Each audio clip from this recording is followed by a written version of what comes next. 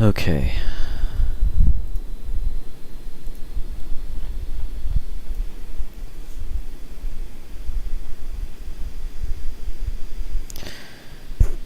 Welcome to the stream. I haven't done a Trainz and chatting stream in a while. Shut up, I know I'm on low storage, I can't do anything about it.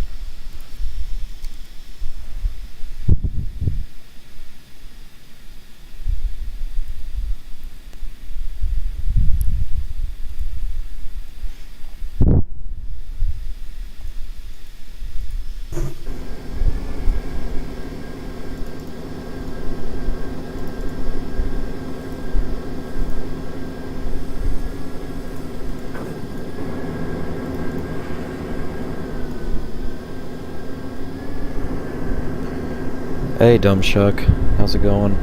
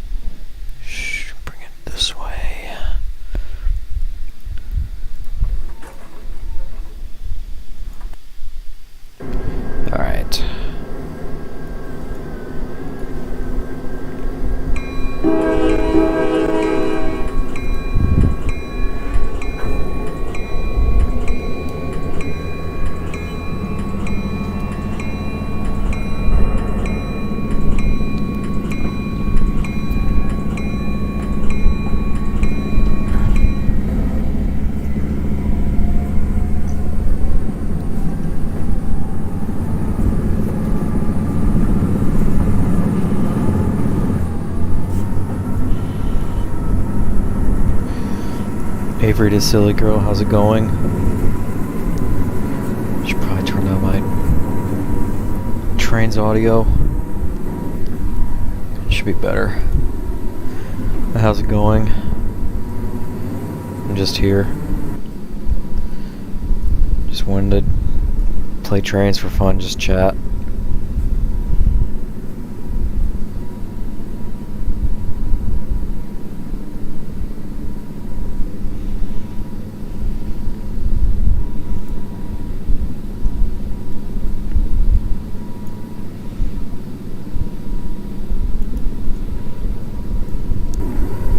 Going to operate a pair of Norfolk Siren SD60s with it's hauling a coal train, just cause.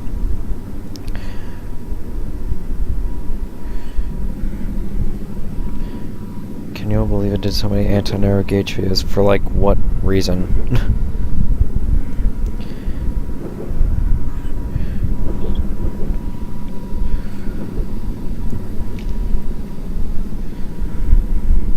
Hold on, can you guys even hear me?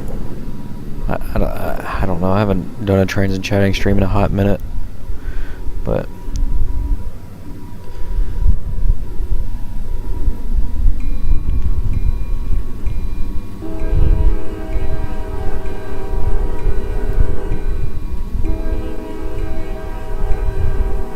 because I can. I mean, sure, because you can, but oh well.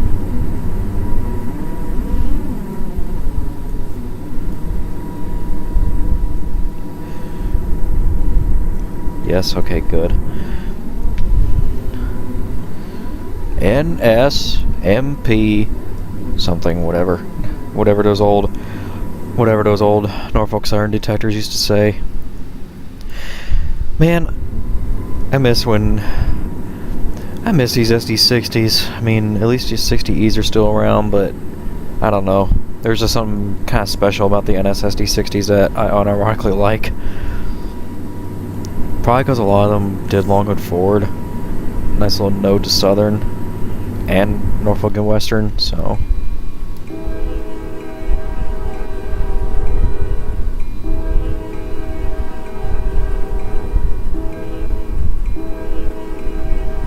Good impression there.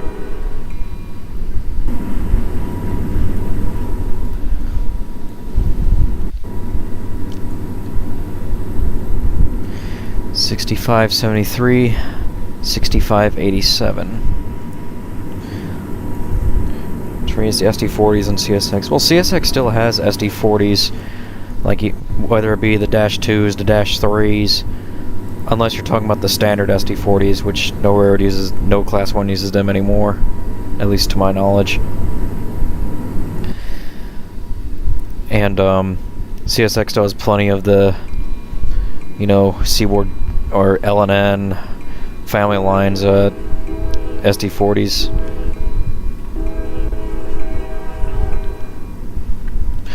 Y'all made for hating narrow gauge dairy. Don't start arguments in the chat, please. I don't want to deal with whatever. At least those that were rebuilt into 60Es are still operating. Yeah, right.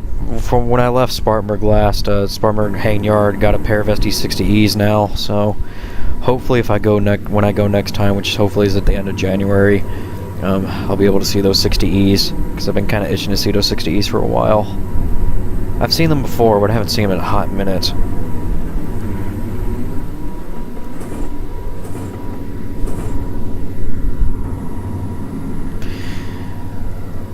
Put yourself in a position of a rail fan from the 90s. The SD60s were like Gevos today.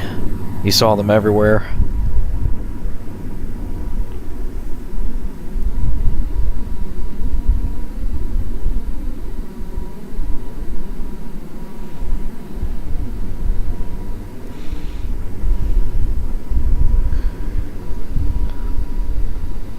Up the bridge we go.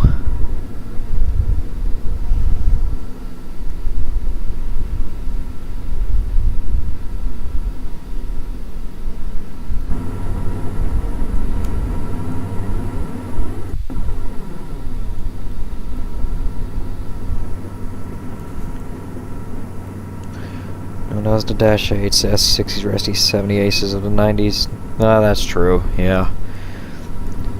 Well, I'm just saying in general, commonly back then, like, say, the 90s and, well, especially early 90s, you mostly saw SD60s. At least on NS, the Dash 8s weren't really... I mean, Dash 8s did show up, but the SD60s were more frequent. Especially if you look at the old Spartanburg videos from the 90s. Half those videos have SD60s. I mean, there's a couple Dash 8s here and there, but you get the idea. Clear signal. Let's proceed. Don't want to stall on this bridge. There's a lot of footage of SD60s going Longwood Ford on NS trains back then. Yeah, that's why I said earlier, like, I feel like that's what makes them special, is the fact that the NS SD60s commonly ran Longwood Ford. Like on this model, you can see the horns facing backwards because they commonly ran Longwood Ford. I don't see them often in my area, mostly Gevos because they are needed for the Ford factory. I occasionally see smaller EMDs like switchers and Jeeps. Yeah, those are the most common EMDs you see anymore, especially for switching, is SD40s and Jeeps. I mean, you'll probably, depending on where you are, you may see an SD70 Ace or two on the big hauling trains.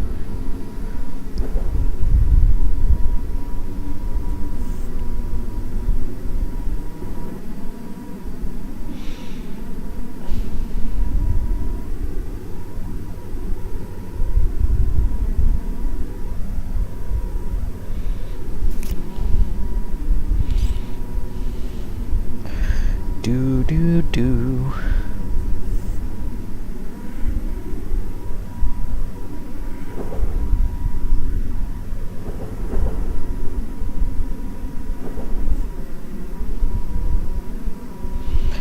Is there a Thomas and Friends? Thomas Friends what? It's also why I wanted Ethan to make me an SD60 and E in his series. Oh yeah. If only NS saw the potential of them anymore.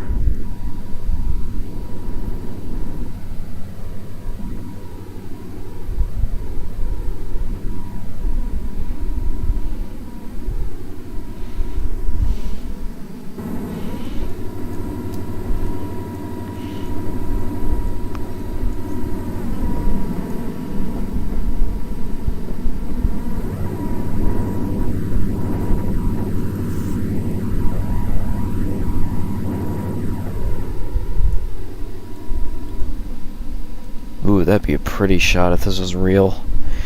It's not. This is a model Trainz route, so I just felt like playing on it today.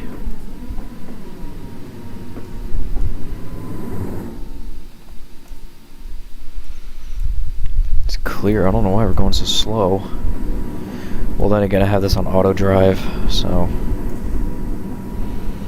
now I think about it, I want to go Railfan NS again at some point. Yeah, I mean, that depends on how close you are to any NS tracks. I could probably give you a pointer or two about where some good places to Railfan, depending on what's the closest NS line to your area.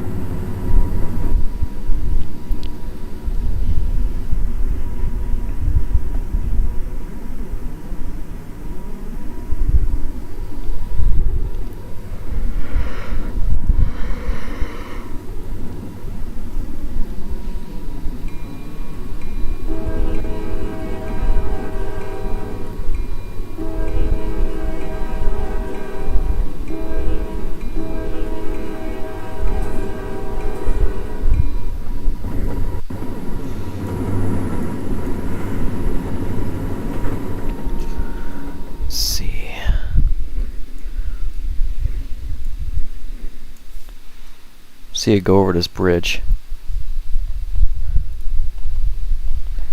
POV, anything for the shot.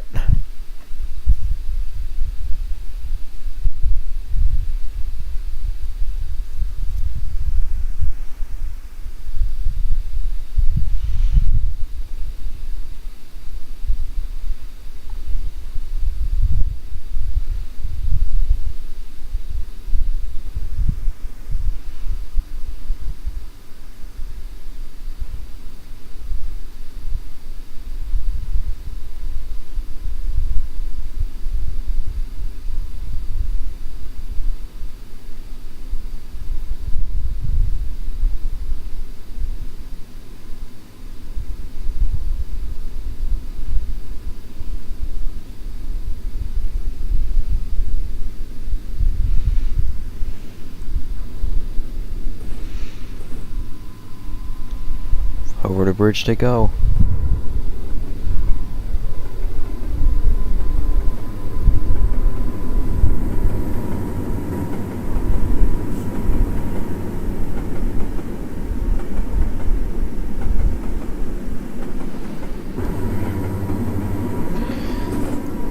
That Wild SD4-2, how's it going?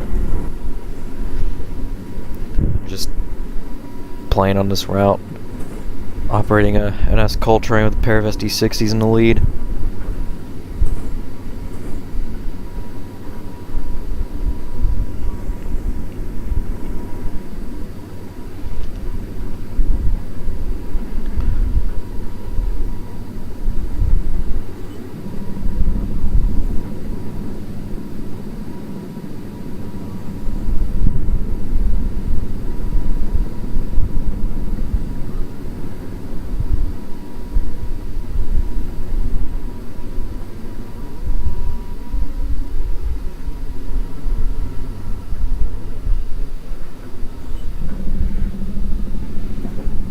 Yellow up ahead. No, not the water. Floating signal. Click. and click. And it should be clear. Yep. The SD40s and GP50s were also extremely common back then. Yeah, they were pretty common.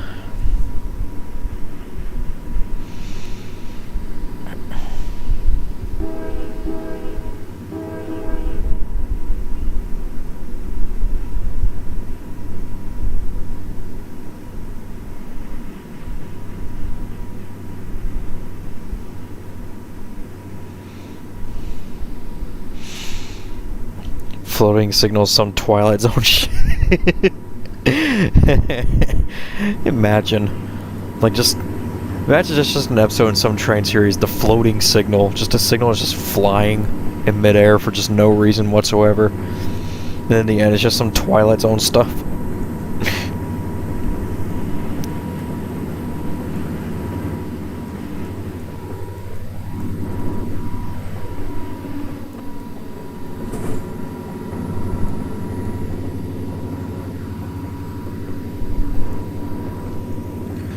Hey Damon, what's up?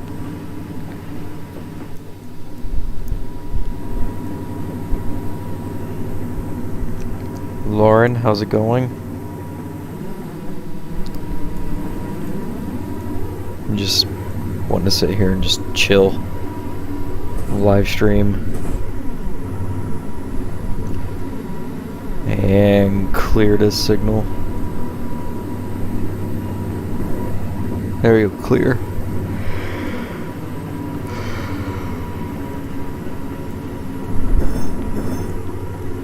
Big train guy. How's it going?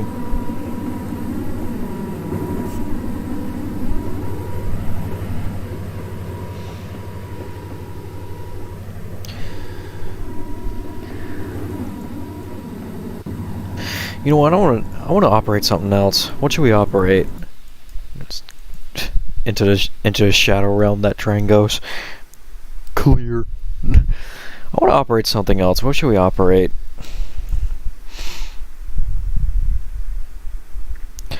The body cam footage of the police responding to the ZILA derailment has been released today. Really? Lord have mercy. I don't know if I want to see that. Are those British semaphore signals? I actually have no idea. I mean, they're just semaphores. I don't think they're specifically from anywhere. They look like Union switching signal semaphores to me. Well, or I don't know, the spec does kind of rub off a British feel, but who cares? It's supposed to be a model Trainz route, so I don't think that matters.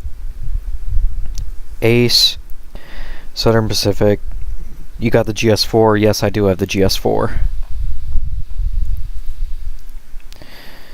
I can operate the Daylight 4449, or I can operate a Warbaby GS4.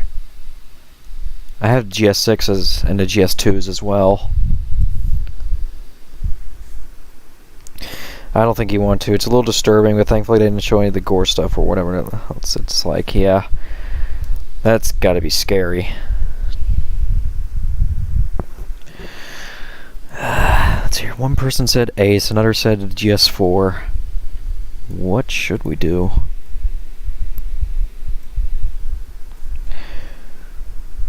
They look British to me, although I've not seen one with yellow before. I think the yellow flagged semaphores are supposed to indicate the bottom head is for approaching only. It's for like approach only. If it's like double yellow, then that means the signal is strictly an approach signal. Or something like that. 4449.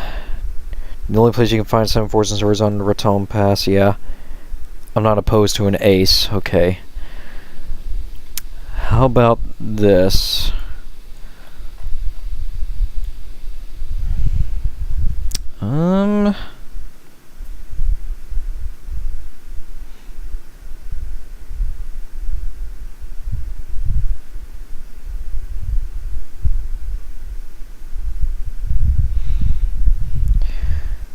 Thomas. My CSX Sandtran video is now done. Should be released by this Friday. That's cool. I'm kind of tossing back and forth. I want to put out my Santa Train video, because honestly they came out like crap, and my camera died in like the middle of it, so I couldn't get all footage. So I don't think I'm gonna release mine. I have the photos out though, so.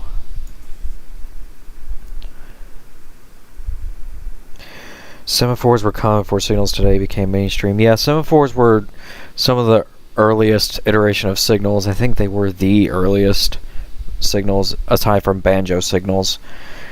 But they were simple.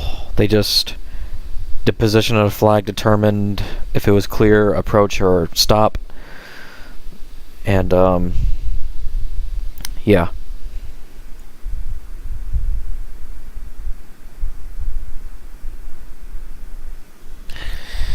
The footage included a clip of a crash happening and uncovered a lot of head-scratching things in the end, which will make the Trump lawsuit interesting. Hey, sweetie. I'm Banjo! Okay, how about this? A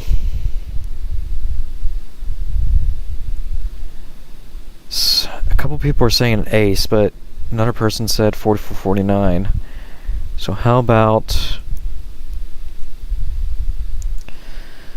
I don't know, this route's really complicated. I don't like running two trains at once. It's because this route's really complicated, but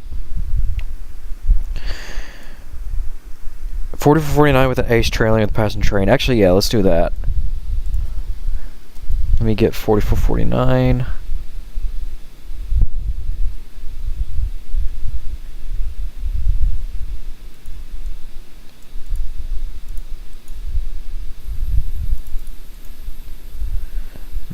Actually, no. I'm gonna use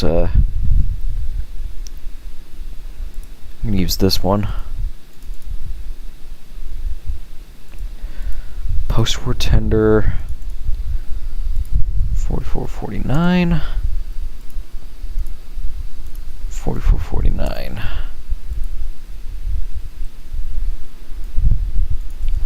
And I guess I'll put like a, I think I have the Union Pacific Ace. Yes, I do. I'm going to put the Union Pacific Ace behind it. And I'm going to just grab the, let's see.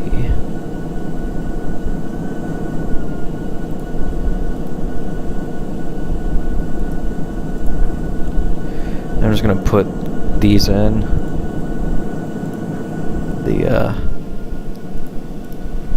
Just to consist of the Coast Daylight.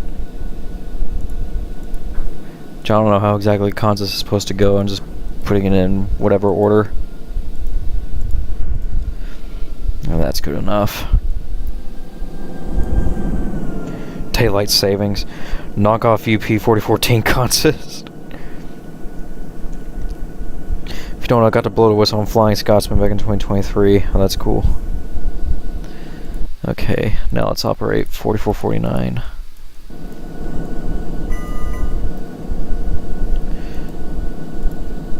Set classification to green. Make sure we got clear.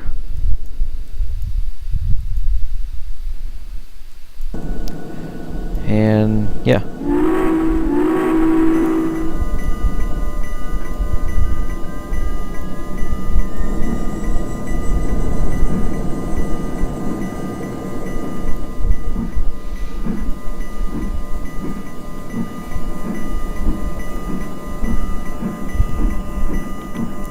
You bozos. Pfft. So Larry, if UP owned 4449 along with 844, probably, or if 4449 was running on UP for any reason.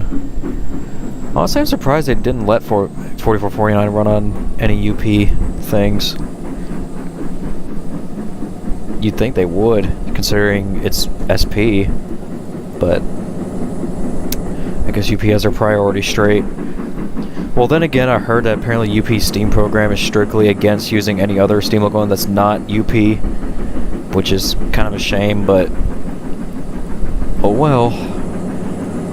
Who can argue with that? Is that MSTS whistle? I don't know, I just found it on Download Station.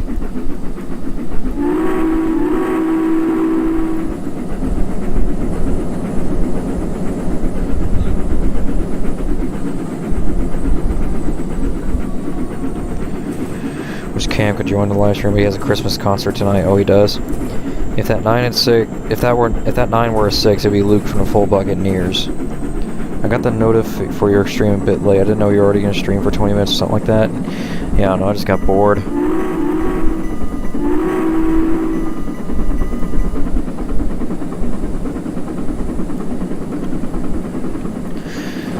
I do actually plan for a GS4 character in my series, honestly.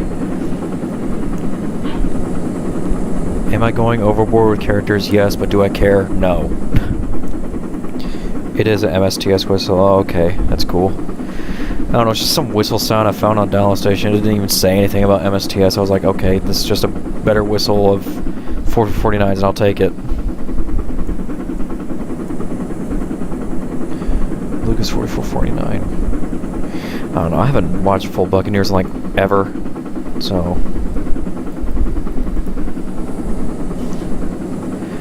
UP 8451 is probably like, cool.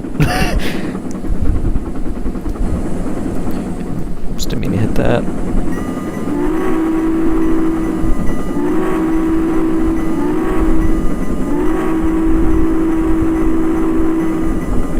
Let's connect the number 4446 in the actual series. A GS4 character, awesome. Yeah. Actually, we'll come back to that in a second. I'll show you the character in question, just cause. I may or may not rename him though. I don't know, but the currently I have him named. Let me find him here. I currently have him named Jason, and here he is. He's number 4431, and he's in the War Baby. And he's in the War Baby scheme. I did a little tweaking to this model specifically. I gave it a different smoke texture. I gave it an actual dynamo sound because the base model didn't, and I gave him a different whistle, and yeah. Again, number 4431. He's in the War Baby paint, so I don't know why. I think the War Baby paint looks really cool in these things. 4449 was in the War Baby paint when it was a park display, I think. Or actually, no, was it a park display? I don't remember. Because I know the story by 4449 getting saved was the only reason she got saved was because she was the first in line. I forgot if she was actually in the War Baby paint when she was in the deadline, or if she was still in the daylight paint. I'm pretty sure she was in the War Baby paint. I might take a Full Buccaneers. Look, Lucas 4449. He was even showing that way in episodes 1 to 10. Which one of 4449's whistles is to go? Probably that. Honestly, a lot of people might disagree here, but I really like that high pressure 6 chime it once had back, like, I think it was like either in the 80s or 90s. But I really like that high pressure 6 chime whistle it had. I don't know, it just sounded really cool to me.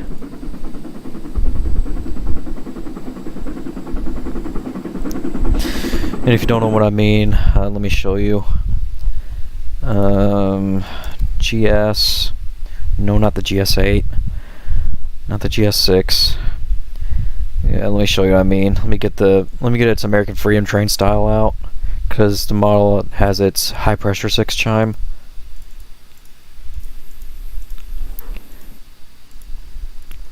This is what I mean right here.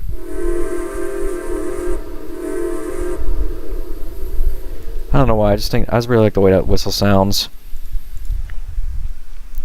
Been feeling like wearing a blue Conrail shirt you gave me and dressed as the human version of my character. Yes.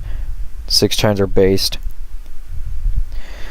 I heard that 4449 was coupled to a GS5 that had roller bearings. Yes, she was. I think Southern Pacific only had, what, 2 GS5s? Or am I thinking the GS3s? I don't remember, but like they had a very low amount of the GS5s, and GS5s are basically a GS4s but with roller bearings, with the Timken roller bearings. And I think 4449, though 4449 now has roller bearings now though, so but even though she's still by blood a GS4. It's a shame that none of the other GS locomotives except the GS6 have surviving members. Yeah, I mean, if you count 4460, at least some kin survives. Hot take, I think 4460 should be one that should be considered for restoration. I don't know why, I just think she should be considered, at least considered for restoration. She did pull the Farewell Steam Excursion for SP, so there's that. And also, I was like her front nose design for some reason. And also, I'm just a sucker for the GS class in general. Because during World War II, 4449 helped with the war effort was painted black. GS5s and GS4s are the same to me. I mean, yeah, on the outside they look the same, but on the inside though, the GS5 used the Timken roller bearings, which were way more reliable at the time. And Timken roller bearings are still used today because the roller bearings proved to be much more reliable than the box pot bearings or whatever they're called. Personally, I really like the Lark painted GS4s. I think that's what it's called. You mean the Lark, as in what the GS2s once had? Or, yeah, there was a GS2 that had the Lark. I forgot which one that was, but 4460 would be really cool to be restored, yeah. I agree, 4460 should get a new life. Is this part of the map of North Valley? No, it's not. This map's a model Trainz route that I just have. You know what, I guess because why not? Why don't we move to a North Valley map? We'll go to the map that has Torture Crossing in it, or Numa, has it? Numa Yard. That would be Route 4. I have done some edits to this route that I haven't shown in a while, so I'll show it. The Lark paint was only for the GS2s, yeah. But here we are. This is giving me a strange sense of deja vu right now. But I finally added mountains to this little patch of area, which was flat for the longest time. But I may add like an abandoned kind of scenery here to make it look a little more messy, because if you're from southeastern Kentucky, which is where North Valley takes place, then you know for a fact that one thing that you'll see a lot is very run down, very trashy looking buildings. Pressure crossing. You know what, just because I'm going to go through this route again because I feel like it, because I honestly think this is my best route that I've made for North Valley so far, just because of you know, it's an L-shaped route, but I think it's good enough for what it is. But here's the fictional town of Smithton. It's just a small little town. I may add more to it in the future. You know, there's a gas station right there. And Adam McGuire's house is actually right here. There he is with his wife and his children. And yes, he has a Griswold crossing on display in his passenger car. Kentucky mentioned, yes. Kind of like what we saw during the Santa train chase, yeah. I want to see Camp Krakens again. Yeah. Here's the Smithton branch line, which I may make part of a future story at one day. I'll see. Here's the motel right here. Dirty little car right here, and I don't know. I should probably remove them though, honestly. But here's the actual control point. Pair of searchlights here. Single head for the main line, double head for the siding. You can faintly see a pair of intermediates over there. Adam McGuire mentioned, is he related to Bully McGuire? Bully McGuire. I've seen it. Do you model trains? I wish I did. Put a whole bunch of abandoned homes next to each other there. I should. Yeah. Licky doy. Yes. Don't ask why I put a Canadian crossing right there. I just did because I was bored. I may swap this to a regular crossbuck soon, but right now I'm just going to leave it alone. Now this pedestal signal right here. And going over here, there's the turnoff for the Smithton branch line. And here's the area I like to call El Rico's, because that Mexican restaurant right there, I like to call it El Rico's. And there's a bit more of the town of Smithton, just more little houses, and there's a McDonald's right there and an abandoned mill. And there's a hot air balloon. And here's this crossing right here. Pair of kind of cantilevers are these again? I forgot, but and there's a wig rag right there. And there's another double head searchlight for it to turn off. Right. I extended the siding so it now branches out over here. And there's the city right there. And this little crossing, this little contraption. I love the crossings inspired by Japanese and Dutch crossings. Yeah, Rick from MRS has his own Mexican restaurant. There's actually 2 crossings in the Sandusky district with Canadian track signs. And I feel like that can crossing, there is a good indirect reference to them. I gotta see that. And here's a what's the word, quadria, or a quad, or just quad setup of intermediates, milepost 94.5. Here's this crossing right here. I like to call this the curve shot crossing because you get a nice S curve shot right here of trains going by. El Ricos, more like El Rick Rollers. El Rick Rollers. Yeah, here's the city of Smithton. Just more of the city. Not really much to see. Just, you know, your standard run-of-the-mill city. Did I add a siren here? I'm pretty sure I added a siren here somewhere, just cause. There's a church. Whatever. I don't feel like messing with that right now. Oh yeah, I remember this. The little railroad crossing, the railroad cafe that I like to think North Valley made this as a chain restaurant. Need the best food you've ever ate. Here's the intersection crossing right here, which I finally added more detail to. It's an abandoned little shop right there with some trash. I eat at El Rico's. Yeah, that sounds good. Then we go down here. It's going to be a town that I'm pretty sure a lot of people are familiar with. It's Krakensville.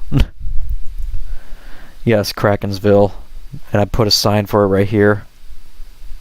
Krakensville. And there it is, the Plain County Fair. The Billups Crossing as the entrance. And of course, here's the man, the myth, the legend, Old Man Krakens himself. We haven't seen him in a hot minute. And there's Tom the Cat as well. And of course his abundance of crossbucks and crossing collection and his Christmas tree. Yes, this crossing right here is his Christmas tree. And that's the TV that he has to take LSD just to watch.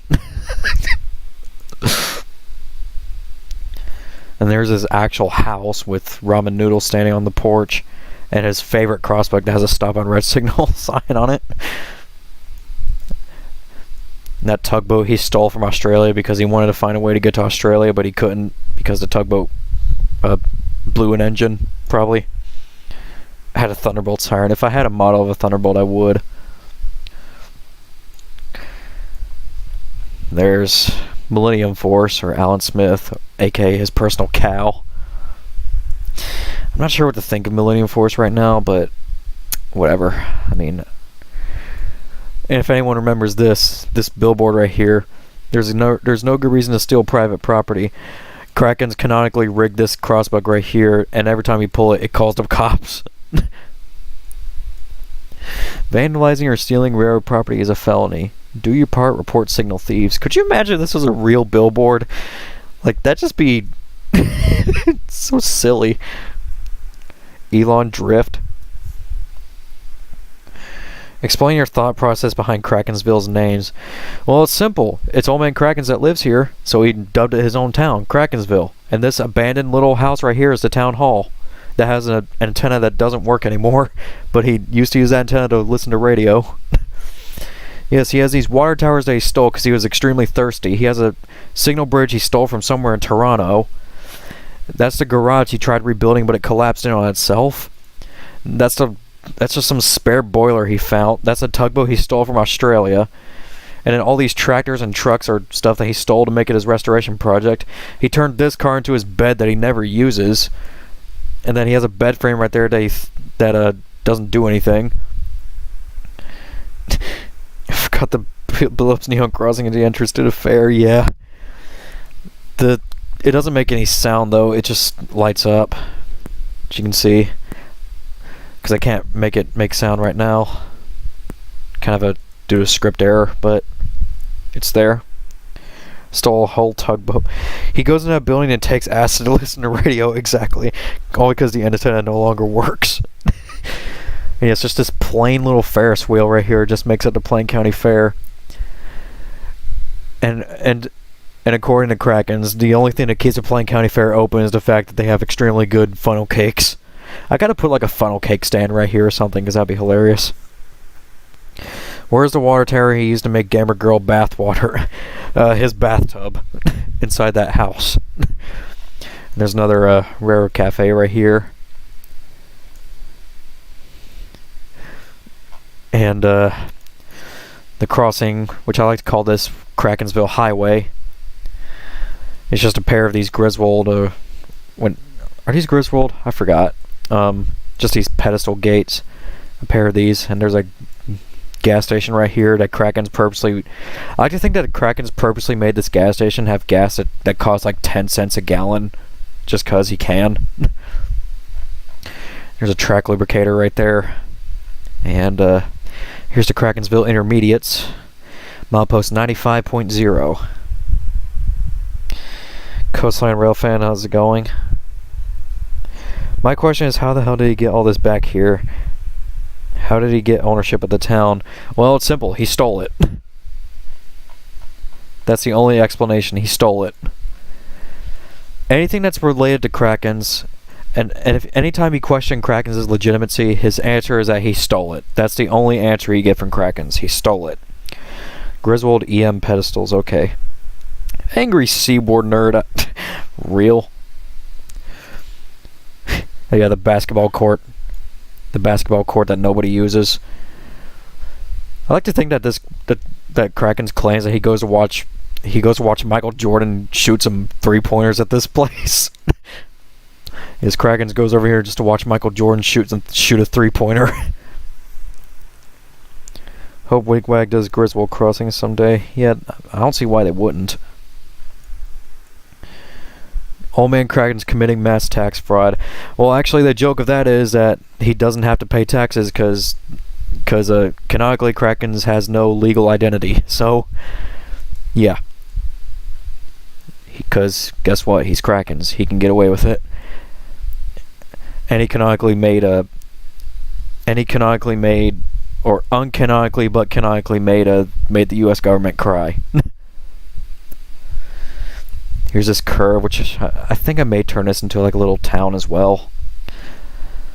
Like, cause I don't know, I'm kind of getting sick of this being just an empty space, but I may need some help here because like I want to put like a little pond or river right here, and then have a town here. But I may see if I can get somebody to help me with that because I'm really not good at like actual scenery building. But yeah. There's a pair of semaphores, intermediates right here. This is milepost 96.2. Plot twist: he also takes LSD to watch people play basketball there. Matt steals Dale's beer. And going over this way, there's an industry right here, which I've yet to name, but it's an industry that the yard serves. And you have this crossing set up right here, and here's a Mid-Michigan Easter egg. There's Joseph Harrison and his son Anthony Harrison with his truck, just cause. Oh yeah, wigwags with no bell because they don't need them. And just a pair of crossbucks right here, and turn off for the industry in this nameless little strip town, as I call it. Kraken's social security number 11177733332, which spell cried. It spells cried in flip phone text. I might help. Yes, I'd appreciate that. And then just this crossing right here. Nothing special about it. And lastly, here it is. Here's Numa Yard, and Torture Crossing. Of course, Torture Crossing has to reappear again someday, right? Next MRS episode should be out by early January. Oh, that's sick. Kraken's owes a lot of child support. Actually, no, he doesn't, because he doesn't even have any children. Yes, here it is. Torture Crossing in this small, or not small, but this railroad yard town, as I call it, which I named Numa. Y'all probably know the reference, but there it is, Numa. And this is a little rare museum I built for Numa. And I like to think that Kraken's probably donated a couple of these things, like some crossbucks he didn't want, and this cantilever crossing that he didn't want neither.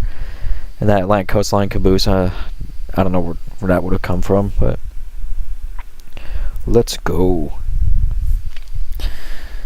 And here's Numa Yard. There's not really much to it. The actual yard's right here, and there's a coaling tower right here for a steam locomotive to refuel, and the diesels refuel at the engine shed right here. And here's repair shops right here, and some more little shops here.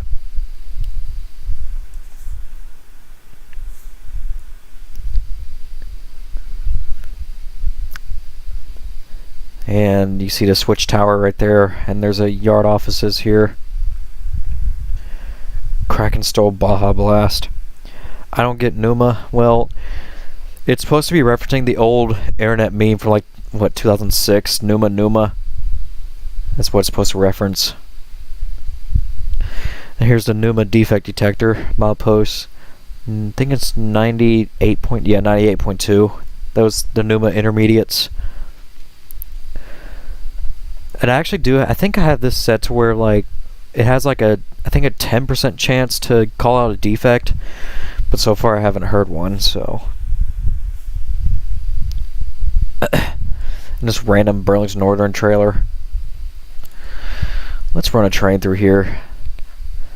Now let's go back over here and set up a train. Who should we run on this train?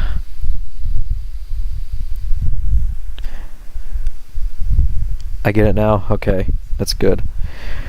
Let's run a train on here. Who should we run? Let me pull up the character list here.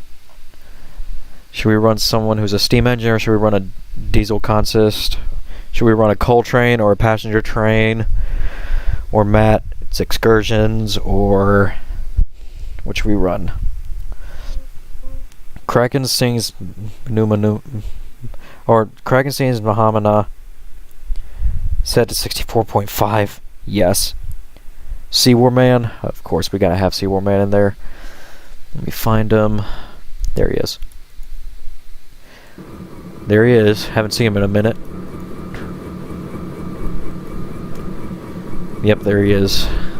The one and only. Well, maybe not only, but the one. Who should we have him work with, or should we have him just work by himself?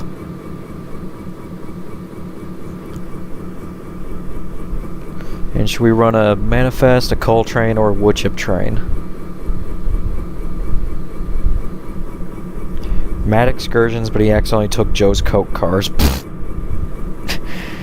If North Valley ran Coke, that would make more sense. But they don't, so.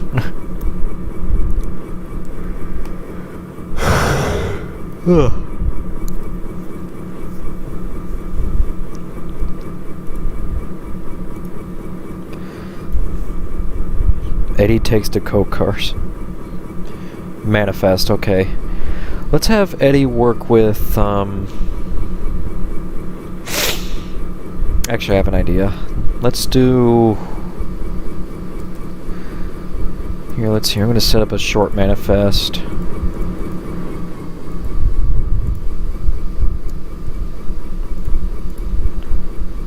Actually, no.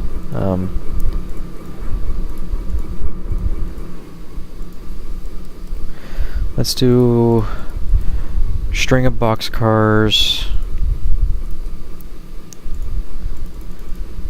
These cars full of lumber. 'Cause that's one of North Valley's products is lumber. And put these Lionel flat cars over here and have them carry general goods.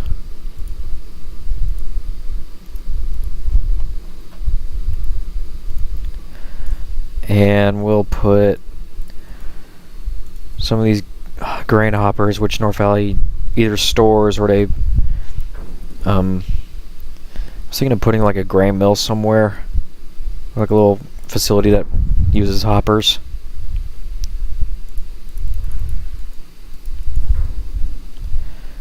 And some tanks, because there's an oil plant in North Valley as well.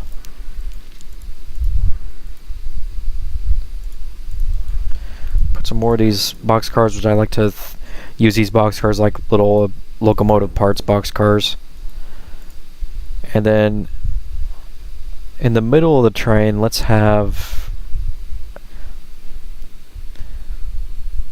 put Lenny as like he's in the middle of the train. What about the BN twins? We'll run them afterwards. How about that? And then I'll have Lenny pull a cut of wood chip hoppers. I want to get somebody to make a North Valley patched wood chip hoppers, because I'm getting kind of sick of using these generic wood chip hoppers. And I had someone make North Valley coal hoppers, but I want to see if I can get somebody to make North Valley wood chip hoppers.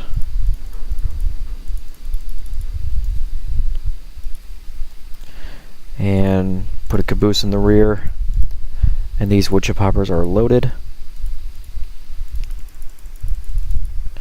Log car. I mean, I do have a lumber car. I do have some lumber here, as you can see.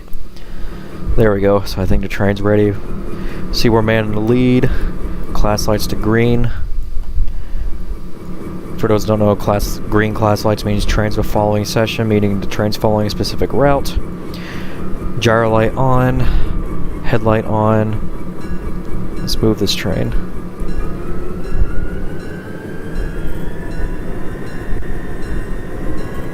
Eddie steals Highland Valley coal.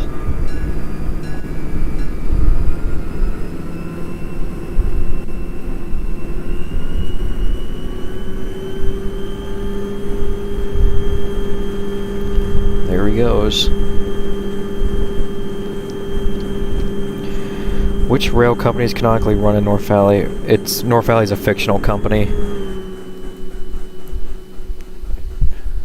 North Valley Shortline Railroad. That's the company. It's fictional. They interchange with CSX and Hazard, and the line is XCNO. Alright, so now we're going to pretend to be a rail fan here, waiting for a train in Smithton. Gonna just sit here and wait.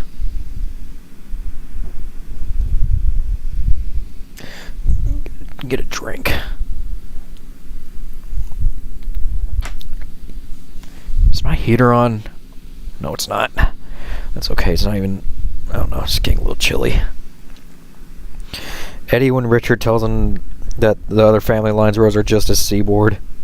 I like to think that Eddie kind of just denies the existence of family lines as a whole, and he just claims that family lines was quote Seaboard's attempt to be like Chessie. But I don't know, because Eddie doesn't like L&N.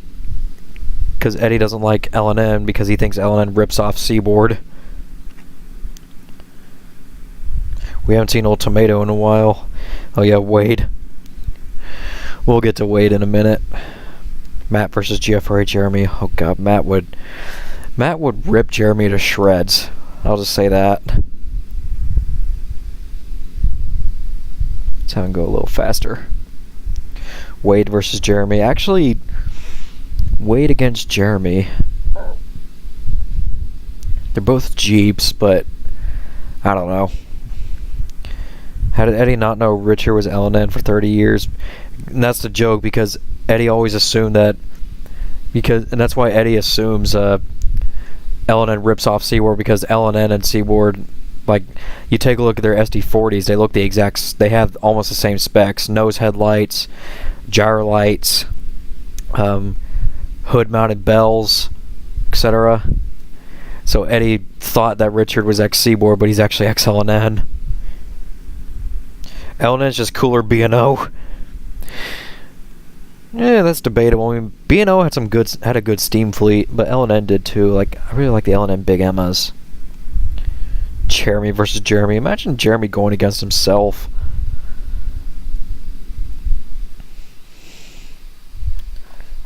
Here he comes.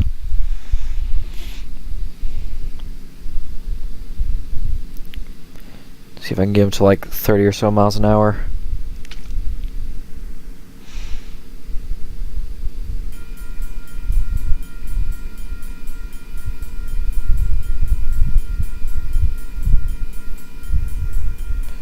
Same for 152, yeah.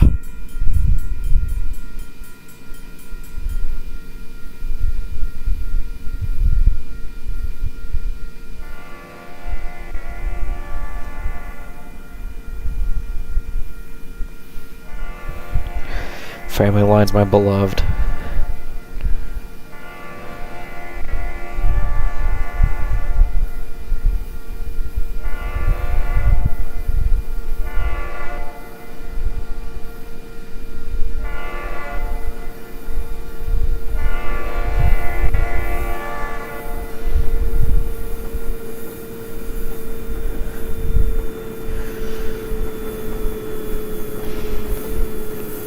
Gonna float on over here.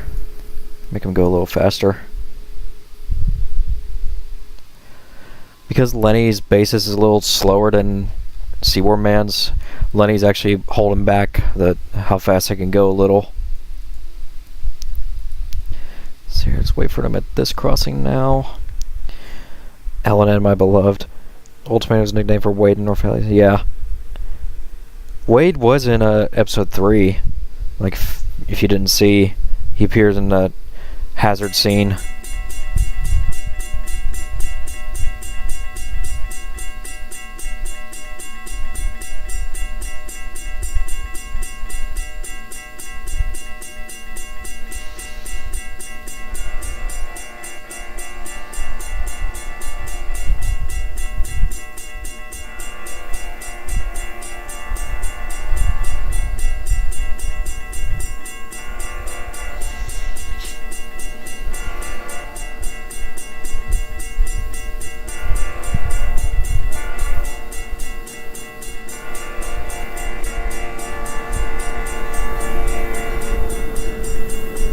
Pulling for you.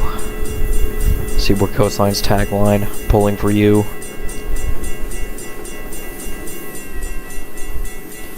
Wade has an orange paint scheme, so that's why everyone calls him Ultimato. Yeah, because everyone thinks well, mostly Dean thinks that Wade looks like an unripe tomato, so that's where the name Tomato came from.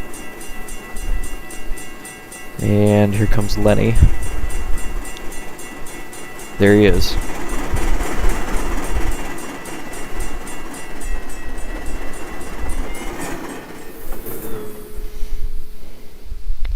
Now let's scoot on over here.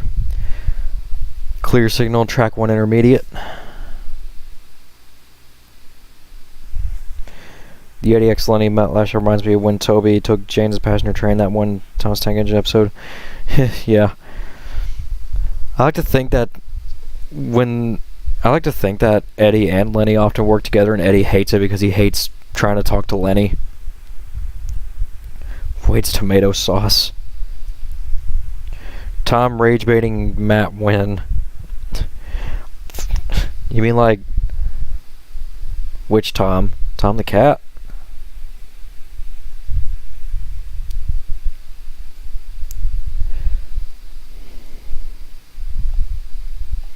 I should probably remove these billboards, honestly, but at the same time they're really funny, so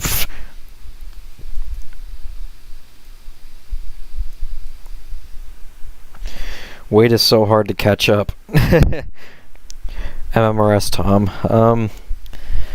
Matt would not like MMRS Tom at all. Number one, because he's a diesel. Number two, he doesn't want to hear nothing about Tom glorifying Bush.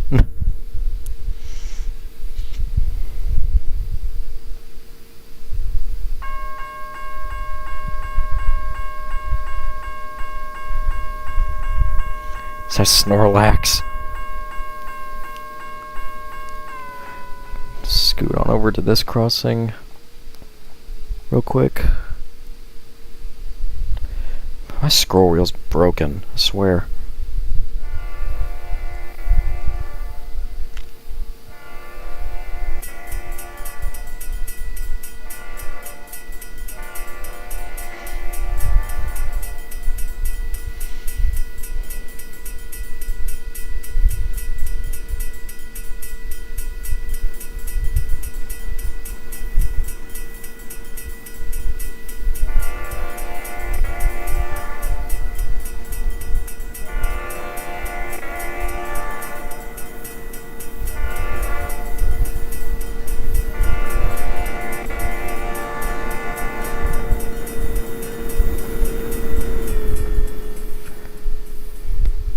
Depot.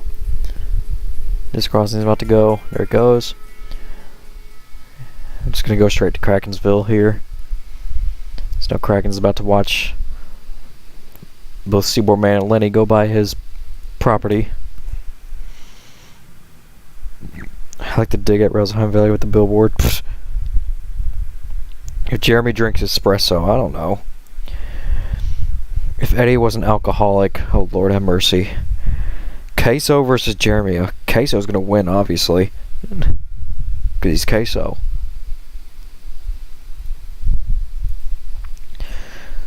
Yep, train's about to go by Kraken's house right there on the right.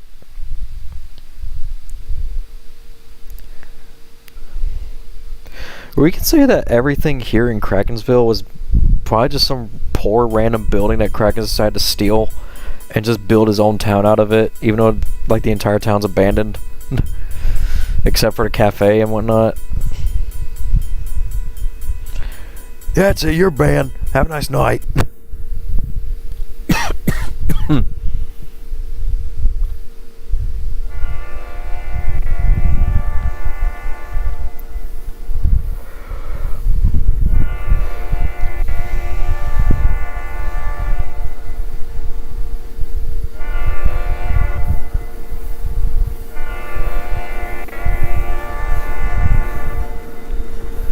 Look here, comrade. This is my home. I don't care about your home. All I care about is Seaboard. That's probably what they're saying right now.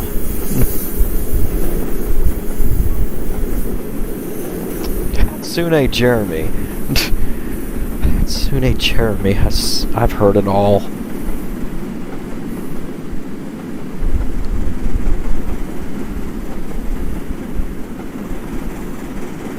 To stop the Jeremy screen because it messes up my throat. Ah, rip. I know that feeling though. There goes Lenny. You see me, comrades. I work for Susquehanna because it says sus. Get it? Ha ha ha. Stop making brain rot jokes! Stop making brain rot jokes and I dare you to make Seaboard jokes. Seaboard, it's boring because it has board in it. Ha ha. What did you say about Seaboard?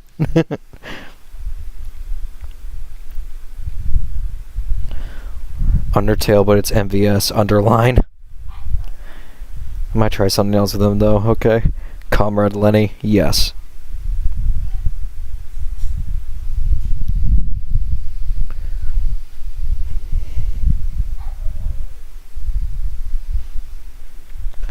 Seaboard looks like black licorice.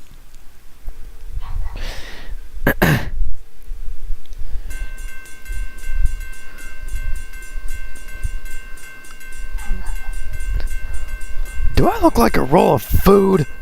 I don't know. I don't even know what I don't really entirely know what licorice is, honestly, but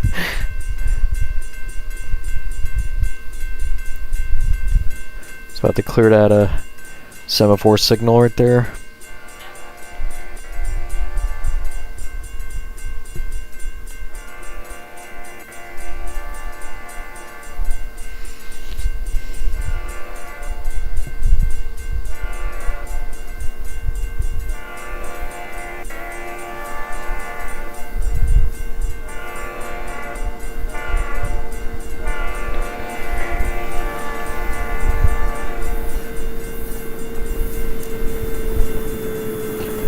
Your yellow lines look like piss.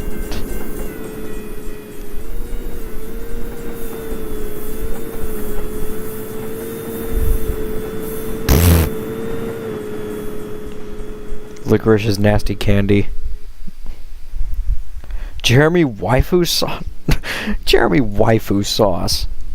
Do I even want to know what that is? I actually never tried licorice.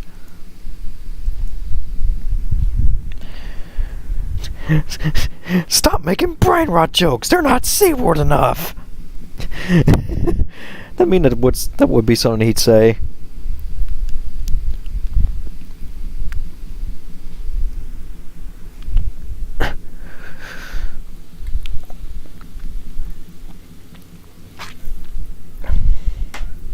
Also, shout out to Chartreuse Ralph Fanning because he made me a Christmas ornament of Eddie. If I had a camera on my hand, I would. If I had an external camera, I'd show you, but I don't. So maybe I'll make a community post about it soon.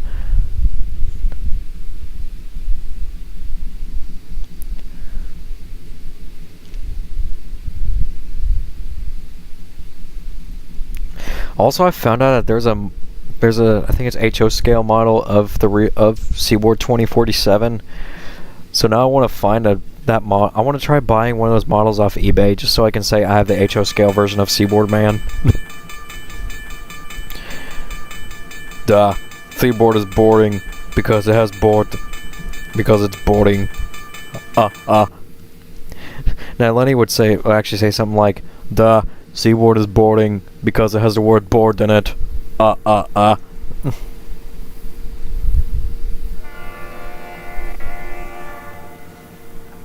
Jeremy kiss Eddie. Gay! No, I'm just kidding.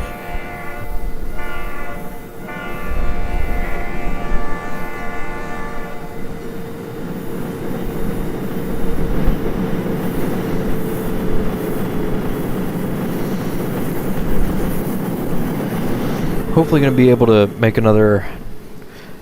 I think before I made up my mind that before I release part 2 of episode 3, I'm gonna put out probably a couple shenanigan shorts and a mini-sode before I release part 2 of episode 3. And part of the reason for that being is because number one, I mean, part 2 of episode 3 is gonna be really hard to film, and number 2 is I don't really feel like filming them right now, so.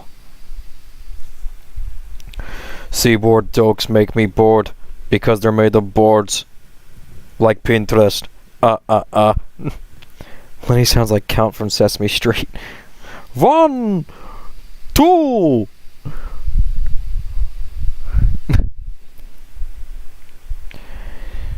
Seaboard jokes not be tolerated unless you're bracing Seaboard and not when worshipping it. That is kind of in his character to make Seaboard sound like it's a religion, but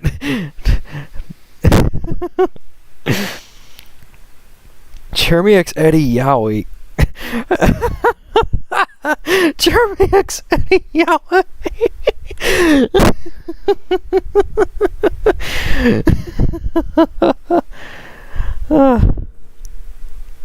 The Count from Sesame Street, but it's actually Lenny. One coal. 2 coal. But no vodka. I'm sad now. I will now cry. Can't get over how Seaboard Man was based on a real guy. Yes, he was.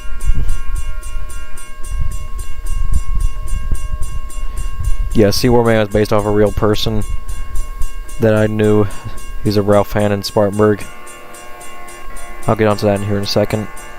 We're gonna watch Train fully run by and we're gonna listen to a defect detector.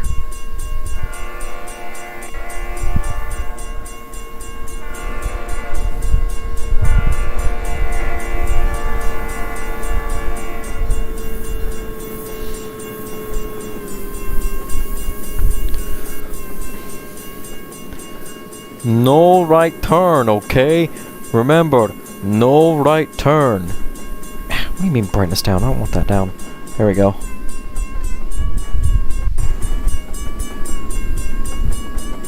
Should probably lower these dot tags because they look kind of weird like that, but oh well, I'll fix that soon.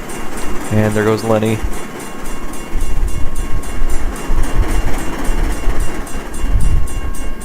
I like decapods, don't you?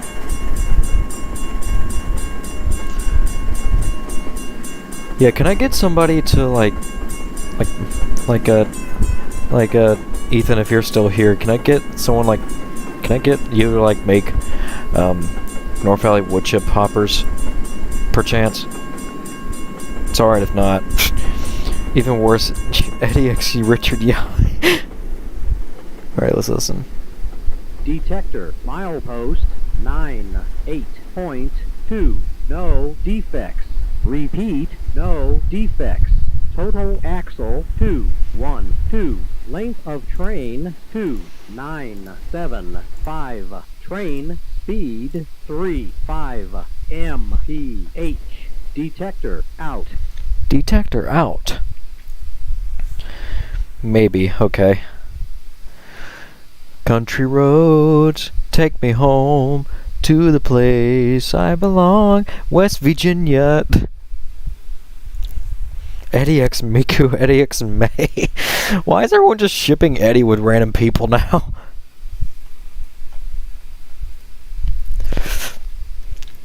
Traffic lights. Here's Numa Yard again.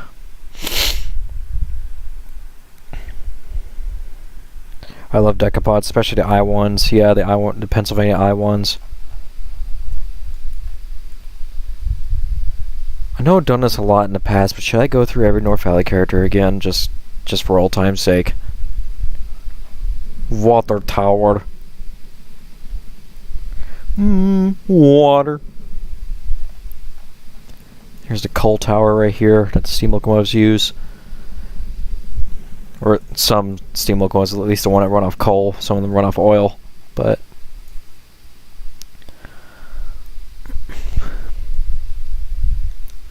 here's the engine sheds, which are also repair shops as well, but they're mostly sheds. Jeremy X Miku. Eddie X Matt. Oh Lord have mercy.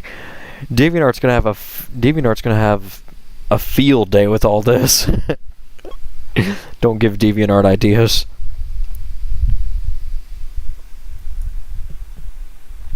One coke card. Two coke cards. Could you explain how Eddie came into existence? Yeah, so I forgot. But yeah, Seaboard Man was based on a real person. He was a real fan that I knew in Spartanburg quite a long time ago, actually. I'd say about 8 years ago. But he always would be loud and obnoxious and talk about Seaboard. He always wore his Seaboard shirt every time I saw him. And he only focused on CSX. And he didn't care if there were any NS trains coming because he only focused on CSX. Like, he would always be down by the CSX tracks.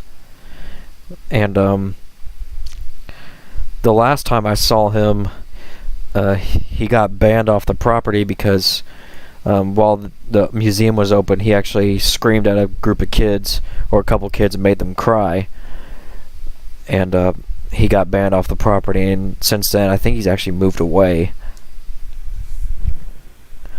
Ashley X Georgia, Yuri, Jeremy X Jeremy. Good grief. I swear, y'all are gonna give DeviantArt ideas.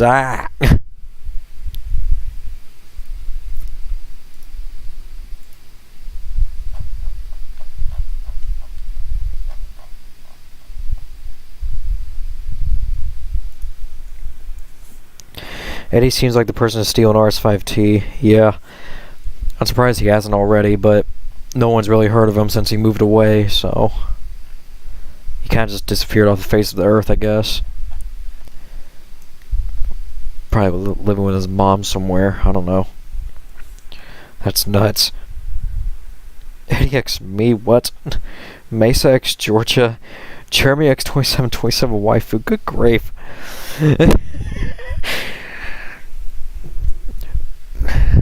Some random DeviantArt artist, it's free real estate. If some random DeviantArt artist is just watching this. Guilty because I do post on DeviantArt sometimes, but not that kind of art. I'm so sorry, it's my fault. That's okay. I'm not blaming anybody. Should I go through the North Valley characters I have planned so far again, just for old time's sake, or hold on, how long have I been doing this for? About an hour and 17 minutes. America. Matt X Ashley.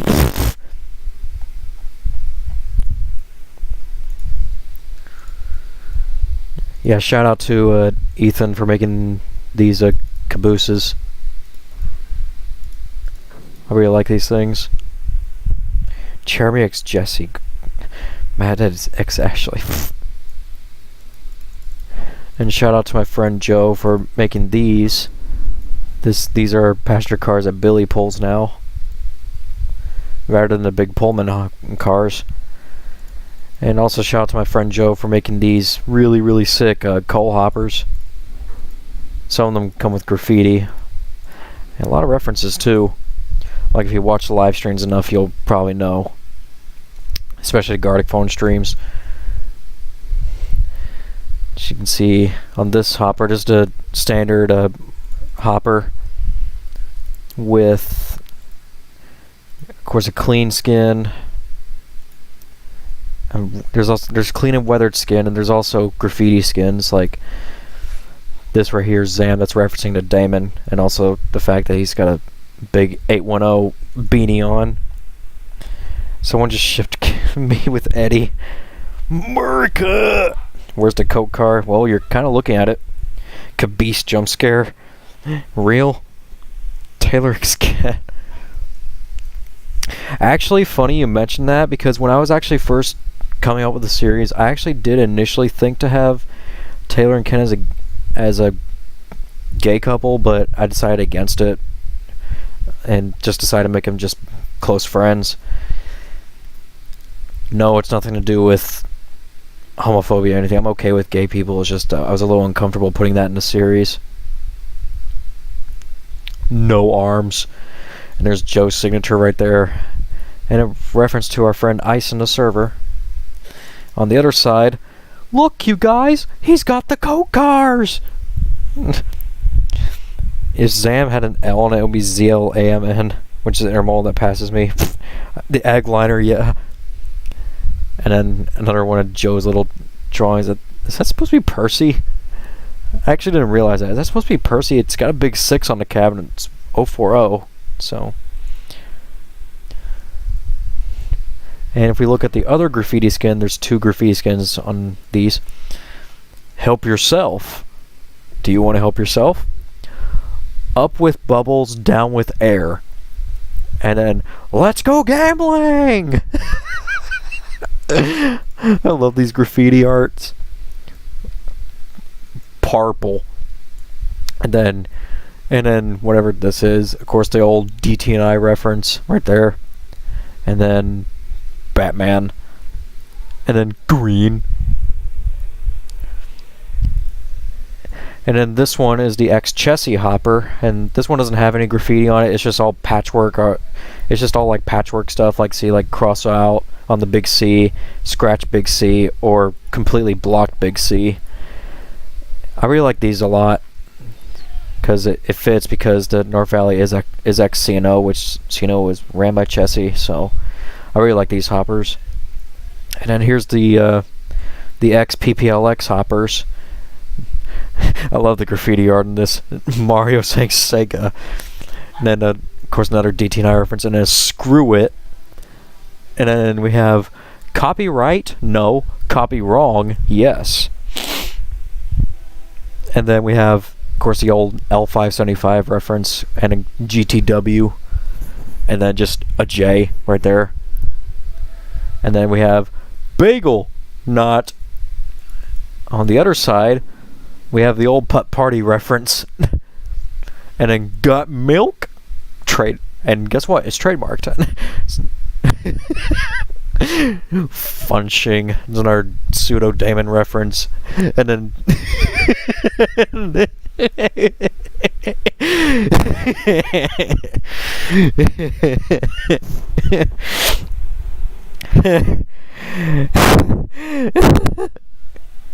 Squidward.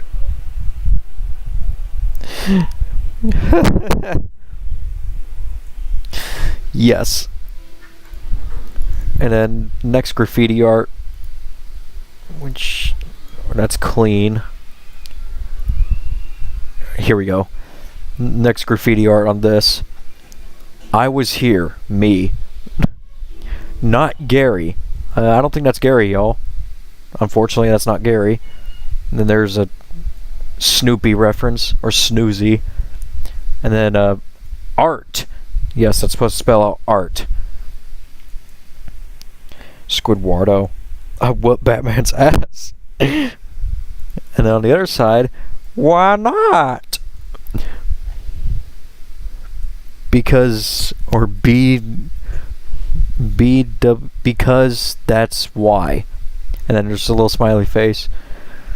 And a dumpster right here, which Joe told me that this right here, YOYC, is actually an Easter egg. Like, if you decode it in some way, that actually comes out to be ROHV. And then there's a little reference to me and Abby right here. Just cause. But yeah. Graffiti. Bill Cipher. Actually, I don't know. Is that? Do you think it is? I'm not sure. And lastly, my favorite, the green top hopper. I love the green top hopper. Does she know how to make a grilled cheese? The old Team Fortress 2. And then we have this. And Chumish. And then a P-switch that says Xbox. On the other side, we have Random Flower. Ender. And then the Enderman eyes. Another reference to Abby right here because I can. And for the other graffiti skin, let me see if I can find it. Here it is.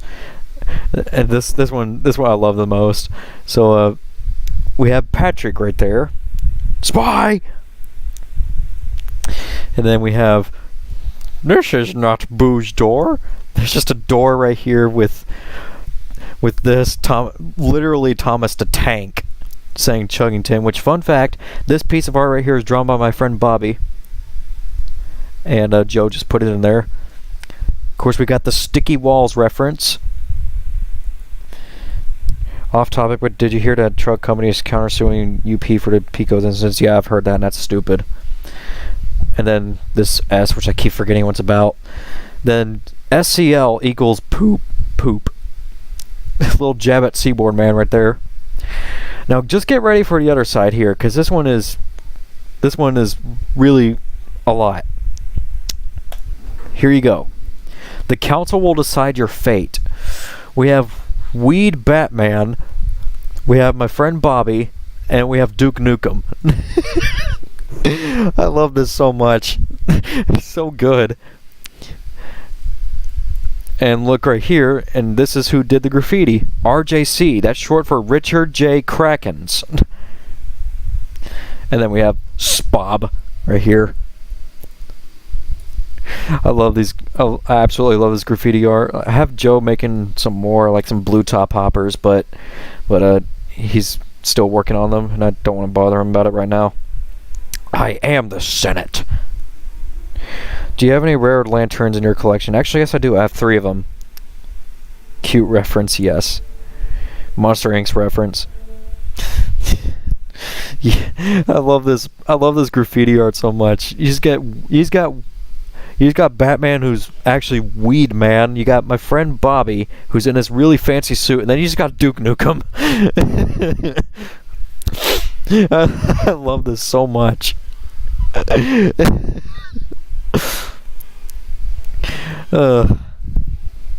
Yes, so that was the little custom North Valley hoppers that my friend Joe made. Big shout out to him. And I guess just cause I feel like it, I want to go through the characters again.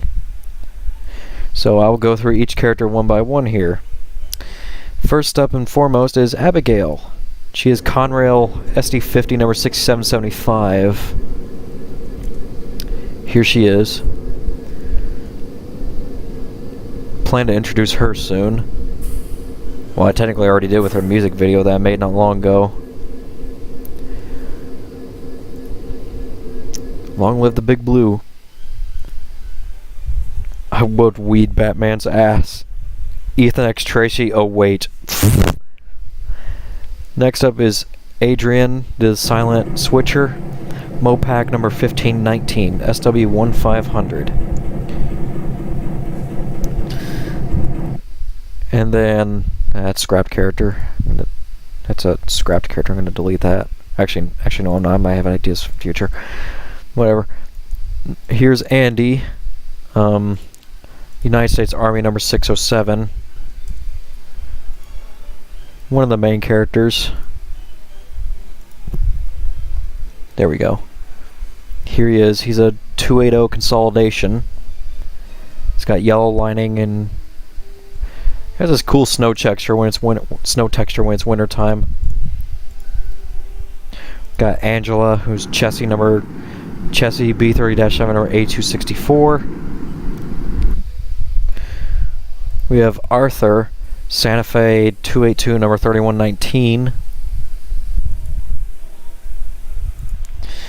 And then we have Ash, short for Ashton, Pennsylvania number 4483. Because why not? And of course here's Ashley, the main character, I guess, if you can put it that, but even then she's not really exactly the main character, but she's the first character I came up with. Atlantic Coastline number 7034. And she also has this appearance, A, B, and C, and her Norfolk and Western appearance. She was built as NNW 485, became A, B, and C number 34, and then finally became Atlantic Coastline 7034. Should display the egg liner again, I'll get to that in a minute. We have Austin, Central Pacific number 18, he's a replica, one of Billy's brothers. This is Beatrice, Red River and Gulf number 104, she's a 440. Here's Benton. Yes, here's Benton, Mopac GP38 number 2005. Scrap character. That's an upcoming character I don't want to show off. We have, of course, here's Billy, Central Pacific number 177, another replica. Boone is an interesting character I plan to show off in the future. Central Pacific number 28. This is Braden, nickel plate number 329. Scrap character. It's something else. Here's Callie, Southern Pacific number 2454, SW1500. Can't go wrong with Callie. This is Cam, Reading number 2127. I plan to feature him in a future episode. Here's Casey, Billy's other brother, Central Pacific number 19, another replica. Here's Chad. Of course, everyone has to see. Y'all have seen Chad in episode 3, so here he is. More of him in the future. We have Crystal, B&O number 5112. She's a 462. We have Cynthia, B&O number 4500, a 282. Here's Dean, CSX GB38 number 6550. We have Derek, he's a little Mopac speeder. I like a speeder. So I want to add a speeder character. Desti, Santa Fe number 492. She's a 460. Giga Chad. And a scrap character. Or, I don't know. Here's Drayton, Amtrak number 505. An SDP 40F. Here's Eaton, Norfolk and Western number 422. And you saw him already, but here he is, the man, the myth, the legend, Seaboard Man, or Eddie, Seaboard Coastline, SD 45-2, 2047. Here's Ethan, GECX, that's not his right number, his number is actually 8552. He's a B39-8E, I think it's called. Yeah, B39-8E. Scrap character, scrap character, scrap character. Something else. Here's Georgia, Alaska Rare number 1000. An Alco RS1. Gibson, Sioux-Line SD40-2 number 765. Who I plan to feature soon. Gloria, Conrail C39-8 number 6019. Hannah, Chessie GP38-2 number 4236. Scrap character. Here's Hilda, Rita Rare number 11. She's a 262. Prairie type. Holden, New York Central number 8257. An Alco RS3. Here's Hunter, Santa Fe 44 tonner number 465. Jackson, Chessie SD50 number 8584. That's not her right number. 8584. There we go. There she is. Scrap character. I showed him earlier. Here's Jason, Southern Pacific 4431, a GS4. That's future character.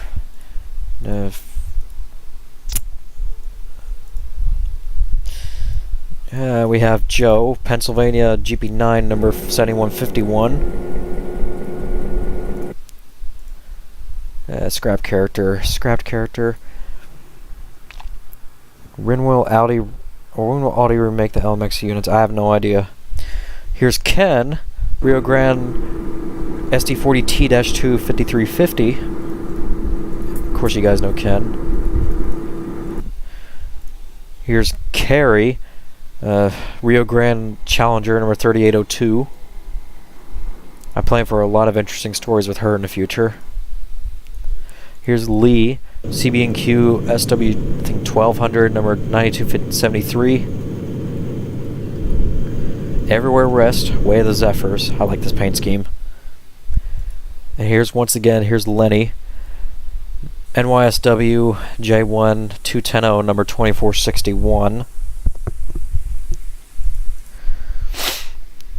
And scrap characters. It's another scrap character. Here's Lily, Chessie SD4-2 number 7618. Here's Linda and Avery, Burns Northern C425s number 4253 for Avery, 4254 for, or no, 4254 is Avery, 4253 is Linda, the BN twins.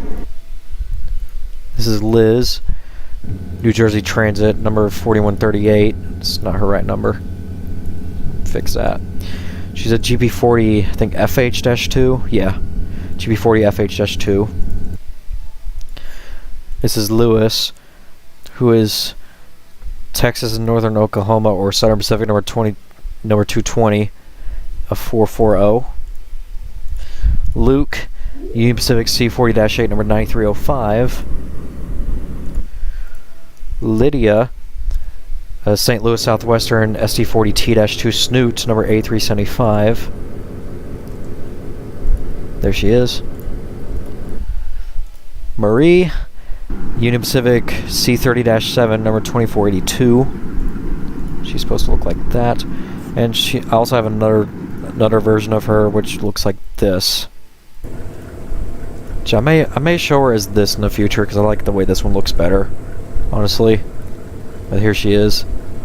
She may appear as this in the future, but I'm not exactly sure yet. The better A375. Scrapped characters. Well, here's a character I'm kind of debating if I want to keep or not. Mark, CIT number 125.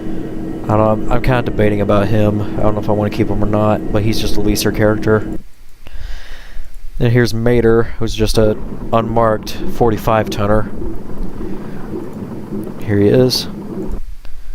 And of course, here is Matt, Boston and Maine, number 3715, a 462 Pacific. And he has deflectors, so he looks like this. Yep, there he is. Scrapped character, scrapped character. Here's Mesa, who's supposed to be number 6321, but he's Penn Central C630, number 6321. Here he is. Get her done! Matt. Yep, here's Mater. Or Mesa, I mean. The scrap character. And here's Mighty Mo, Pennsylvania T1, number 5533. Who I also have some really interesting stories for in the future. Scrap character, scrap character. And this is Moore, Southern Pacific GS6, number 4466.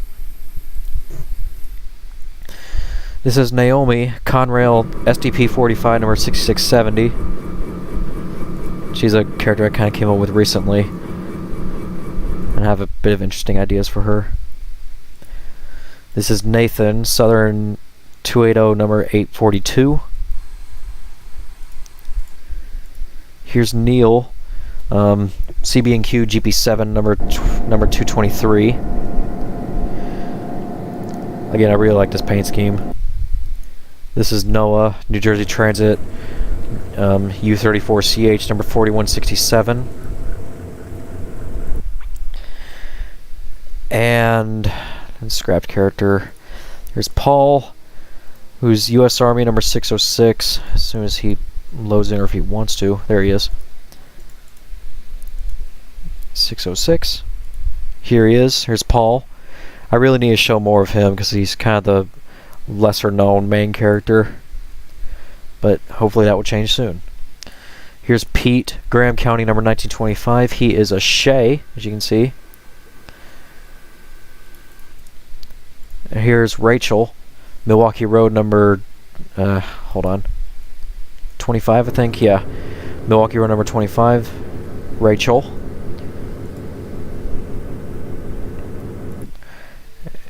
And future character. Here's a new character. This is Rocky, Western Maryland, number 158, a 462 Pacific. Yep, Rocky. Scrap character. Here's Sammy, or Norfolk Southern 8615, C39-8. Samuel, Milwaukee Road, number 205. He's in the Hiawatha paint scheme, which I also plan for something interesting with him in the future. The Milwaukee Road. And here's Super Sarah, or Sarah, GECX Super 7, number 3001. She's a C30-S7. Serena, Erie Lackawanna SD45, number 3607. And here she is. And she has a dual cab stamp too, so she's unique. Scrap character. Something else. Something else. Here's Taylor, Santa Fe SD4-2 5033. I'm sure a lot of people are familiar with Taylor. And then here's a future character for something. This is Terry, Virginian Trainmaster number 54, and you'll see what he's for very soon. Here's Thurmond, or Canadian Pacific Snowplow number 401005. A piece of rolling stock, so he can't move on his own. Something else. And then here's Vivian, of course, Climax number 19. Sure, a lot of people are familiar with her as well. And here's Tomato, or Wade. CSX GP40 number 9727. And now you can see why he's called Tomato, because he's painted orange, and Dean thinks he looks like an unripe tomato. And that's pretty much it. Just a little breakthrough of the characters I planned so far. So yeah, there you have it. It's here. It's almost been an hour and 45 minutes. I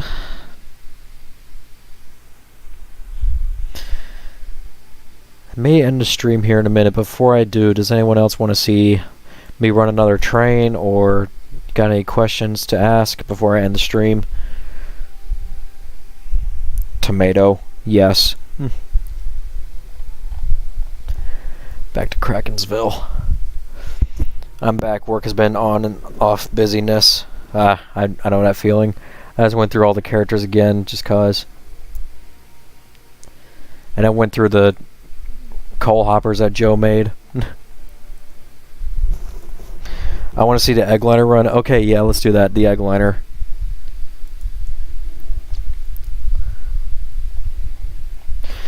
This is something that I kind of want to do as like a little shenanigan short. Just have the eggliner. Like another hobo character named Hillbilly Jones owns this thing and he just drives it everywhere. What's so funny is that the horn sound on this thing is literally a seal screaming. Yes, that is actually an eel. That's actually a seal screaming or something like that. Eggy the eggliner. Let's go ahead and run it.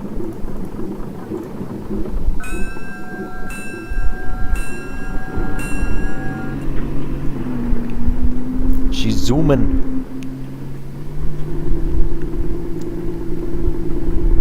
I don't an eggliner. These things look adorable. Hillbilly Jones's vehicle. It is according to the file. That's so hilarious. Like, imagine just a seal screaming being your horn. Egg. Loud bronze bell. I gotta make this into like one of the next shorts I want to make is just the eggliner. We have to have a short of Hillbilly Jones annoying the crap out of Old Man Krakens. Yeah, tell you what, Krakens, I'm gonna say something real good right now. You see this thing right here? This thing right here is my eggliner. I made it out of homemade parts I salvaged from the scrapyard, put it together with the little 4-cylinder motor, and now it is like a like new piece of machinery, Krakens. You hear me? That's what Hillbilly Jones sounds like.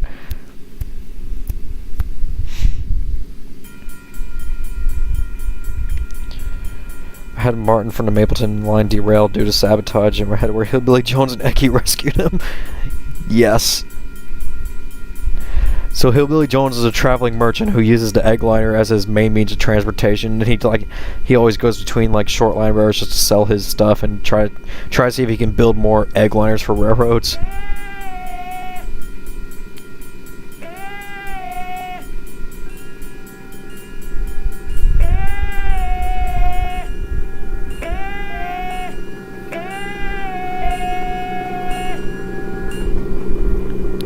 Zoom. It do be zooming now.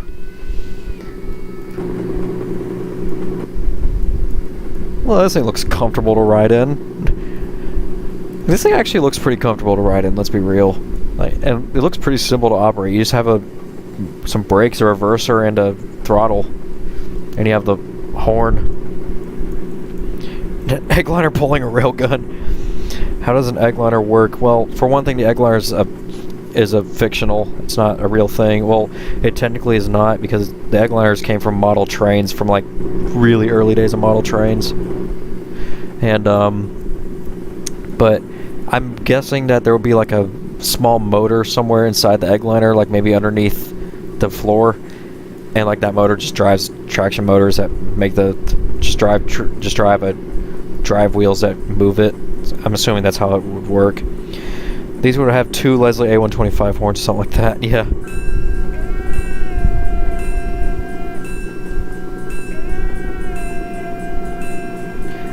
I like this goofy horn a lot more for it though.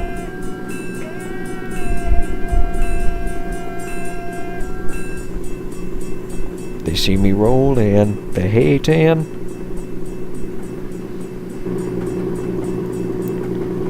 It's the little chief as well. I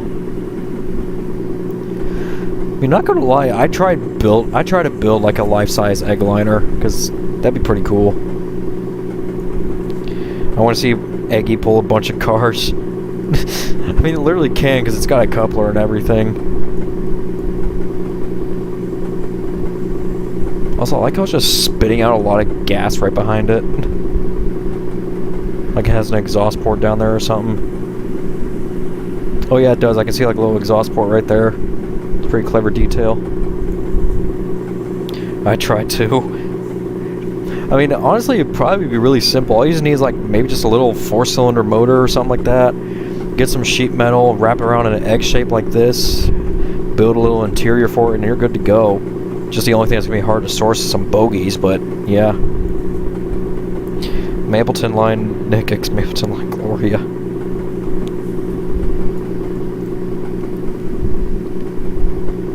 He's zooming.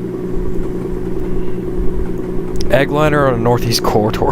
Real. Imagine that. It's a cute little thing though, yeah. Mechanically, I'd imagine egg liners would use Cummins 4BT 4-cylinder diesel engines and have a CVT transmission to drive one or both of the bogies. I'd imagine both bogies are probably powered. Like, I mean, I don't know how mechanics work on bogies really, or like direct drive bogies, but because no doubt this thing would be too small for traction motors to fit, so it probably is direct drive or something like that. The egg liner is the railroad's answer to van life. Yeah, I mean, yeah, because that's what that's what Hillbilly Jones lives in, is a egg liner. Because I don't know how a generator will fit in. Maybe it'll only have to be so big. Yeah. Yeah, transmission would probably seem more efficient. Does it say Santa Fe on it? Yes, it does.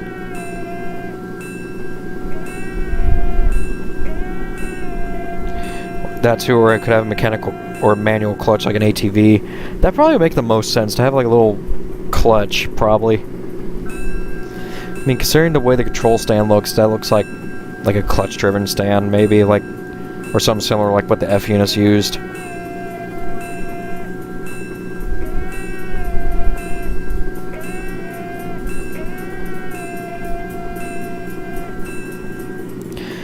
And the interior had to be compromised a little bit to fit all that in.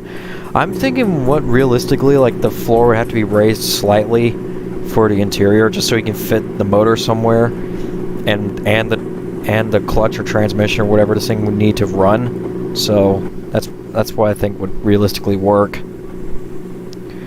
Jeremy goes to Durango and Silverton. Honestly though, you could probably easily draw up plans like blueprints to like build an egg liner, like a life-sized one.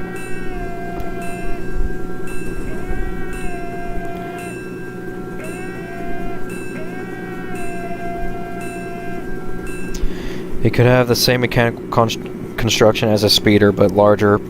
Yeah, that'd make the most sense.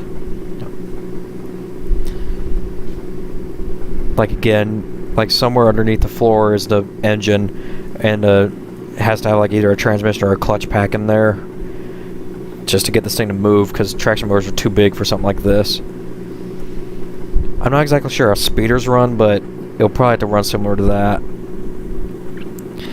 It's a seal yelling, but why does the horn sound like it's yelling egg? Kinda does, honestly. Now we're passing Krackensville. Now we're gonna stop here and like pretend like we're Hillbilly Jones, just coming to pay Krakens a visit.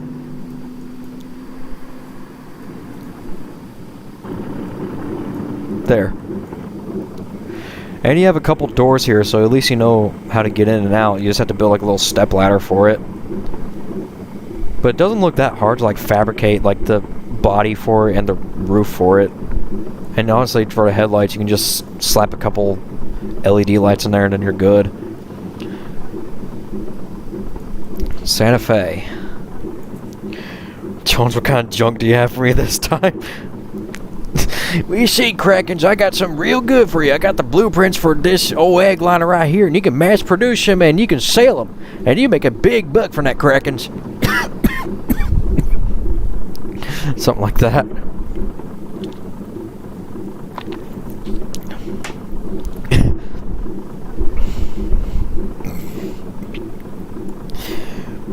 Jeremy gets banished to waifu paradise. Hillbilly Jones trying to sell Krakens a bunch of useless junk. Exactly.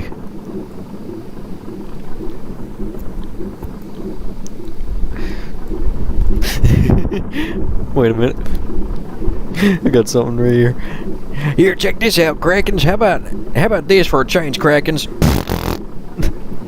Just pulls out like the entire Santa Fe Super Chief consist.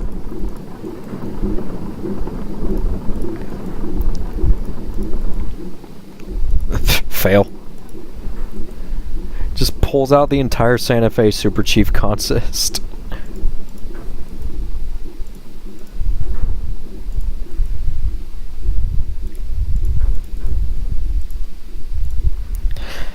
Check this out, Krakens. I got you right here. The entire Santa Fe pasture car consist right here. Just gotta hear what's happening. I'm just playing around with the egg liner right here. I imagine Lenny just watching this happen from his track exactly. Wait, with this I can make Krakens. I can make the Krakens limited. How about $500 and 2 grams of my finest acid? Am I late? Nah, not really. Tonight I pointed a thing. Need some high levels. I wish I had the high level models, but I don't. Yes, but how about $500 and 2 grams of my finest acid? And then Hillbilly Jones will be like, you know what, you're sold. How about I take these all to the yard and leave them there for you? And then like Hillbilly Jones just has the egg liners pull this entire thing all the way to the yard. You know what, we're gonna do that right now. I'm gonna take this thing all the way to the yard for you right now, Krakens. Just watch me go.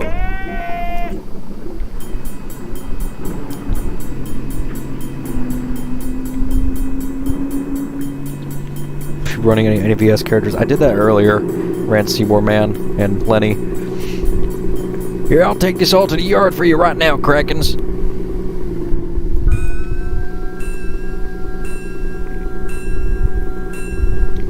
Just this little egg liner just pulling this entire consist. I gotta go now. Okay, see you later, Ethan. Just got done digging through people's trash. Found a Hot Wheels set. Oh, that's cool. Digging through trash. Well, one man's trash is another man's treasure, so I can't blame you. But yes, now Old Man Krakens bought the entire Santa Fe Super Chief consist just from Hillbilly Jones, because somehow Hillbilly Jones stole it, and now Krakens bought it.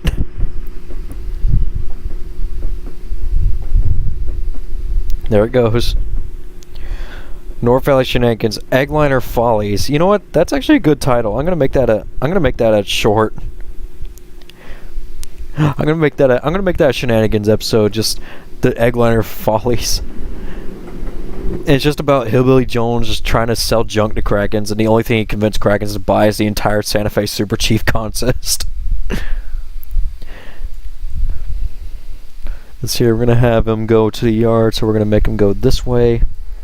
And this way, and this way.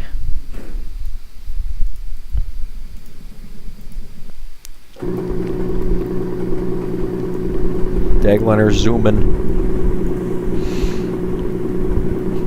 This year I found some perfectly good wind chimes I cleaned up and sold for $40. Actually, that's pretty smart. Moai. Yeah, I'm gonna make that the next, or the short after the, or next Shenanigans episode after the next one, cause that's just too good. I gotta do that now. Wouldn't it be funny if Hillbilly Jones sold the crossing to Krakens? That's now his Christmas tree. Actually, it was Lenny that made that. No, I don't want my brightness there. I meant to hit that there. Uh-oh, y'all, train's coming. We gotta see what's going on here.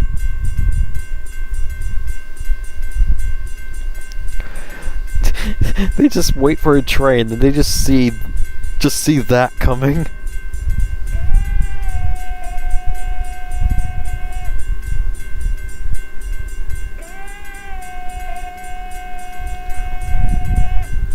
Have you run the contest yet? You know the one. Actually, no, not yet.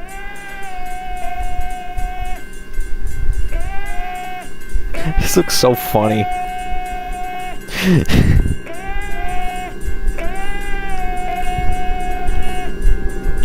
This implies that the eggliner still has enough power just to haul an entire consist.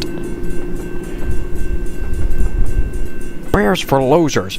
Beers for winners. Winners are the ugliest engines because you're not an EMD competition.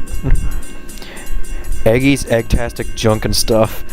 That sounds like something that Hillbilly Jones will probably name his little merch shop. Eggtastic Junk for Stuff.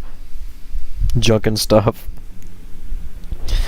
Will you run more MVS characters? Also, you could learn a new song on guitar. What would you be interested in learning? Actually, I'm not sure. And now this contest is about to pass Mr. Harrison and his son right here. Is the eggliner sentient? Yeah, it is. The eggliner's name is Eggy. Like literally, that's just its name. It's Eggy. It's Hillbilly Jones's personal travel vehicle because Hillbilly Jones is a traveling merchant.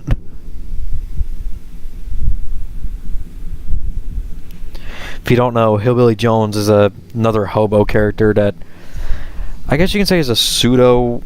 I wouldn't say a rival of Kraken's, but like one of Kraken's annoyances, more or less. But Hillbilly Jones always travels in his personal eggliner just to sell junk to Kraken's that he finds. And Kraken's is like, no. But then Hillbilly Jones brings stuff like the entire consist of the Super Chief, and then Kraken's is sold. Great son, here comes Richard's latest purchase. Hey Jude, don't make it bad. Take a sad song and make it better. I've always had the idea of Eggy being sentient. Eggy's probably also his personal junk and antique store on rails, exactly. Eggy's not only his home, his vehicle, it's also his shop and how he makes money.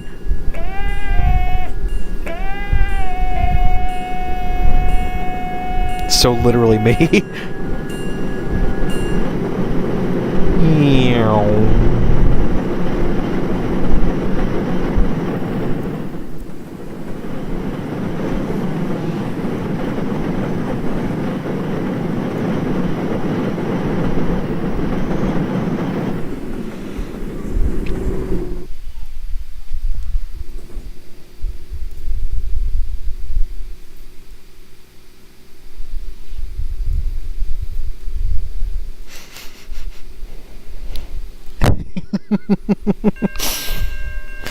This is probably my favorite billboard of that. I think I should probably take those down, but oh well. Nah, I don't know.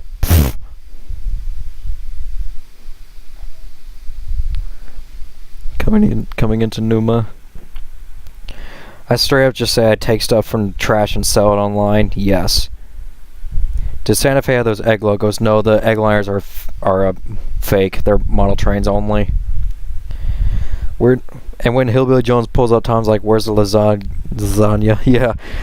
And then Tom immediately gets mad because Hillbilly Jones never sells any food.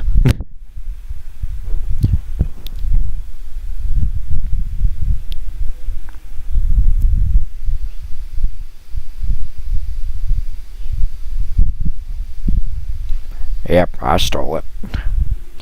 Why'd you make those Rails of Highland Valley boards? Well, if it's not obvious enough to jab at Rails of Highland Valley. And I just threw them on this route just cause.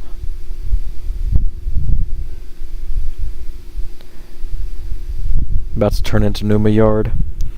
I demand lasagna. I demand lasagna. I demand lasagna. That should be like Tom's catchphrase now is I demand lasagna.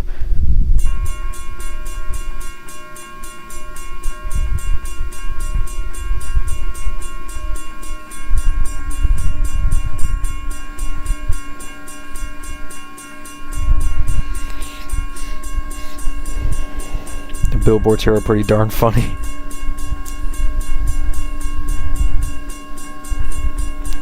It's coming.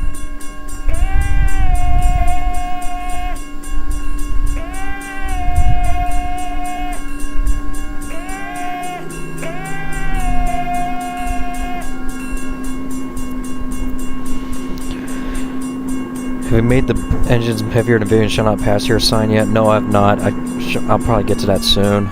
Just not now. But there it goes, into the yard. And just dropping it off at Kraken's right there. Make way for the Eggliner Express. Egg. I see, I'm just scared he will see it and lash at you. Well, honestly, it's not that I'm concerned that he's gonna see it. I'm just more concerned that people are just gonna, that people watching it are gonna see the billboards and be like, "I'm doing this too much, and I'm dragging this on." Yeah, like this one. I don't know. I thought this one was pretty funny, but well, as long as he's still doing his crap, I'm gonna make sure no one forgets his actions. So, bite me. That's what I say. Ego. Lego my ego. And into the yard, the Eggliner goes. Yeah, Damon and Richard, if you're still listening, when I'm done with the stream, I'm gonna try typing up a script that's just what we just did here. Just Old Man Krakens buys the entire consist of the Super Chief set from Hillbilly Jones, and that's the only thing that he's willing to buy is just the entire consist set. All because Krakens wants to run his own excursion called the Kraken Special. This is dumb, but imagine roughing at the Magnolia Crossing instead of NS trains coming through. You see Eggy pull up. I would laugh. I would laugh. You kind of don't have a choice now. We have an unofficial North Valley Railtown Valley crossover. Pretty much, I guess. And into the yard, the Eggliner goes. Hold up, I just thought of something. Would this thing run on diesel or gas? Probably diesel, because, you know, diesel has torque and it probably needs torque pull power, so.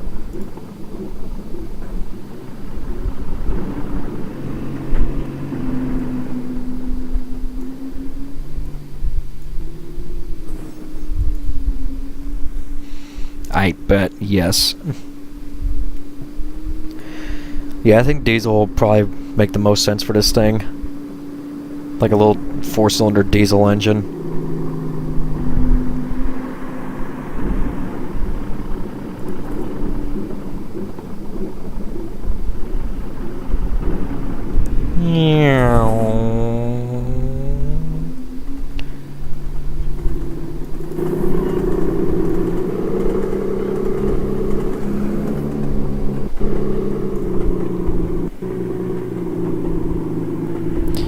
Kind of like Japan's diesel rail cars, like the Kiha 110, small, basically buses on rails. Diesel will make more sense. They have low end torque and they're more efficient. Yeah, it'll probably be better for the Eggliner anyways, because of how Hillbilly Jones drives her anyways. The gas engine will probably blow up.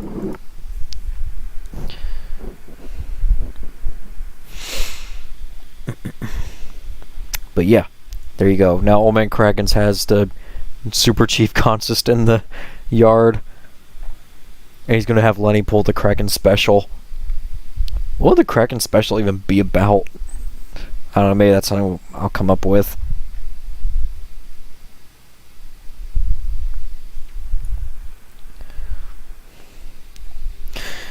It's actually Nicholas... Yeah. Yes, for those who don't know, there's this person on YouTube called Napoleon Dynamite YTTP, and he made like a unofficial Railtown Valley Troll series, and he made an episode recently called Nicholas Invades the North Valley Short Line Gets Grounded, and I've watched it. It's actually honestly really good. Despite it being a troll video and whatnot, it's actually really well made. Like, it's fully animated, it's all painted in MS Paint and whatnot. It's actually really well made. Like, I gotta give him that. Like, it's extremely well made for a troll video. I'm gonna run the Kraken special today because it's been 1 year since I stole the Titanic successfully. That's probably the exact reason.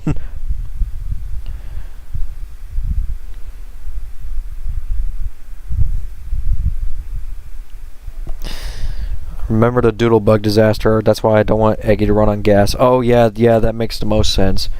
Well, then again, the Doodlebug, it's because like the gas engine was exposed, I think, and as long as gas engines are concealed, I think you're safe. But at the same time, something like a little 4-cylinder gas motor is not meant for constant operation like that.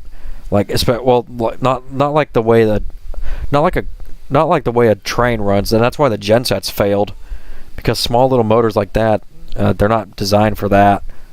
But diesel, though, it's meant for that. That's AI generated. Real. You know, speaking of, I have the Three Musketeers right here. I don't know. I just have them.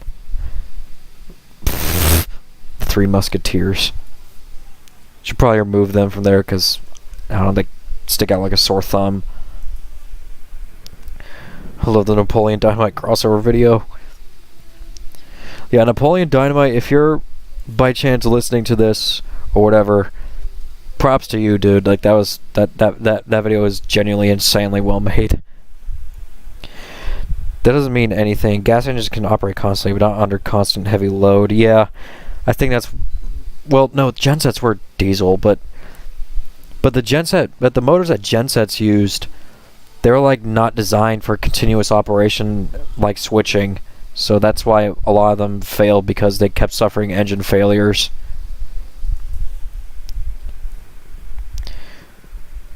The one he made about Caleb's YouTube channel getting hacked is hilarious. Oh yeah, they sadly are. It's even more sad when you realize they have far more effort than the real Rosenheim Valley. Real, like, for something that's meant to be a troll parody series of the original series, you know something is bad when the troll video has more effort than the actual series itself.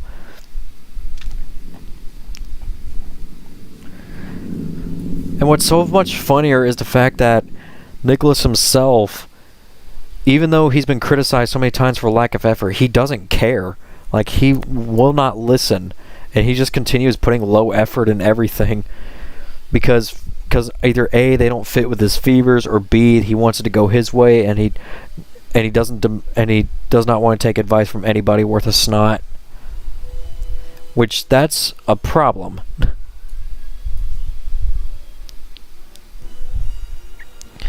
Yeah, the prime movers are too tiny for all that. Oh look, there he is, Napoleon Dynamite.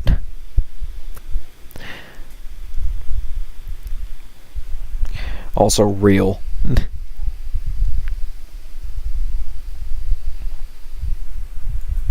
Nicky Boy sounds like a complete sellout. He's more than a sellout. He's like, what's worse than sellout? I don't know. I don't know how to describe it. He's just more than a sellout. Yes, I did here. I'm flattered.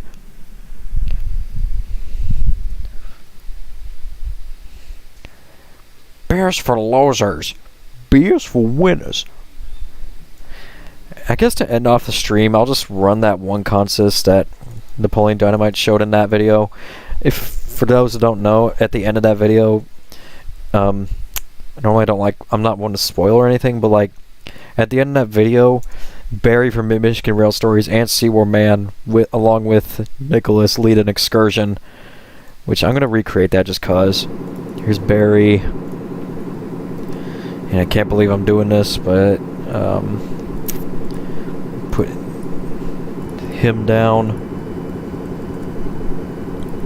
and lastly, Seawar Man. I was going to recreate just cause, you know, why not?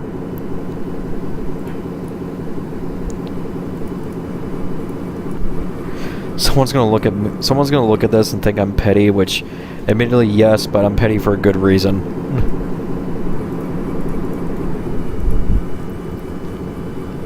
And I'm just gonna put the excursion consist down, which I remember it being Gray Pullman's.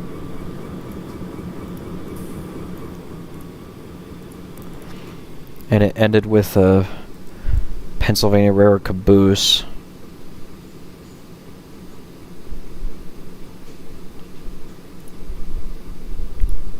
Not those. I have like the correct one somewhere.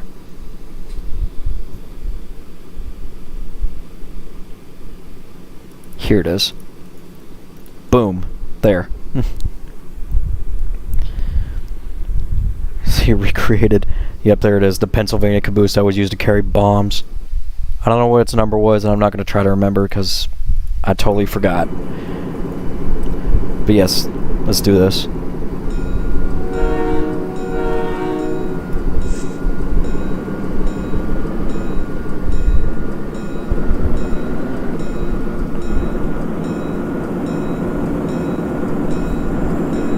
They were green, Billy pulled the gray ones. Ah, whatever. Whatever, I'll settle with this for now.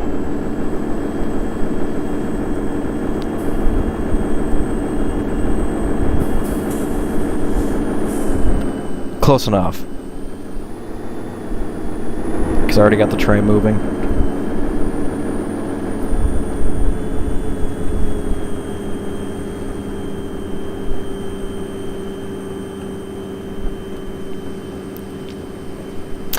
Ah, screw it. Hold on. Bup. And Pullman. 1, 2, 3, 4, 5. There we go. Now it's correct. There. Now it's correct.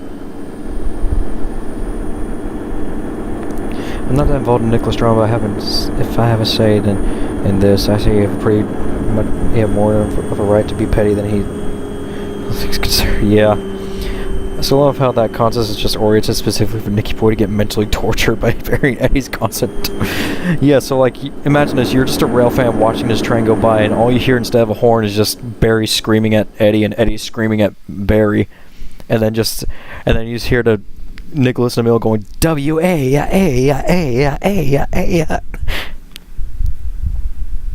Cue uplifting Thomas music.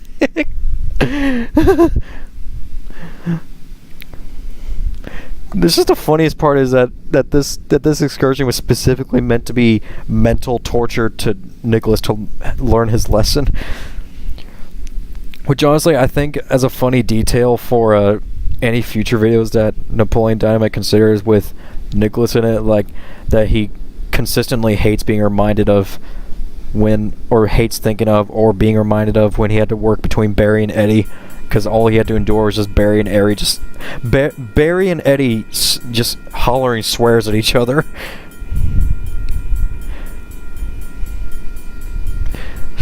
like for this, I'm not gonna bother blowing this horn because like I'm just gonna say like Barry's just so focused on arguing with Eddie that he's not even paying attention. Like that's just it. We'll take note, yeah. Case closed, you cried, the end. Yes, Kraken's coldest line. Yeah, again, I'm just not gonna bother blowing Barry's horn because he's like, just pretend he's like too focused on arguing with Eddie right now that he's not even paying attention.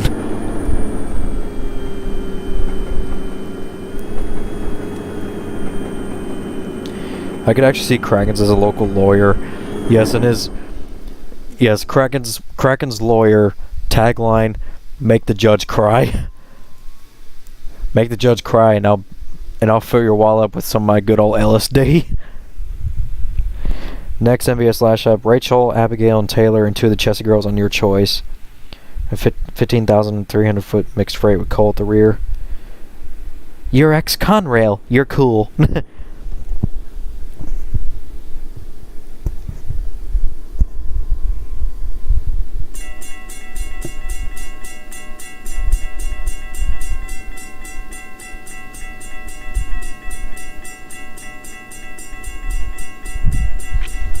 And here they come again. Again, I'm not going to bother blowing the horn, just pretending like Barry's too focused on arguing with Eddie right now and he's not even paying attention.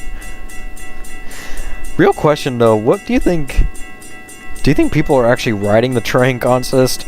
Like, And where would they even be riding to is the real question here. And all the people are listening to as well is just probably Eddie and Barry arguing as well. And then just Nicholas crying.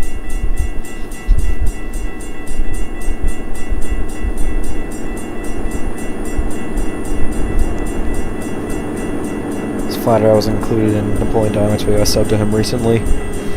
Yes. And then you just had that Pennsylvania caboose that Nicholas used in the rear. Just to add the cherry on top.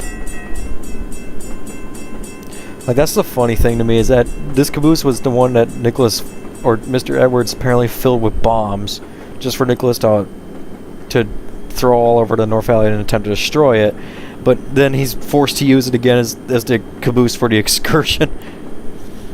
But that caboose reeks of gunpowder. I forgot to mention Mr. McGuire sold the tickets, and it's called the Argument Express.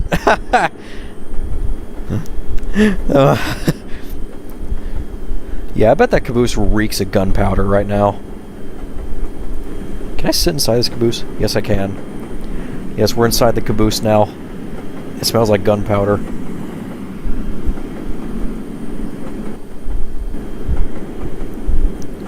How do you think they fit all those bombs in here? Did they literally fill it to the brim? Well, then again, there was a paper that said that he only filled up like 50 pounds worth, I think. Because of Pennsylvania law. Sorry, Pennsylvania law only allows me to possess 50 pounds of gunpowder at a time. You're out of bombs. That's poetic.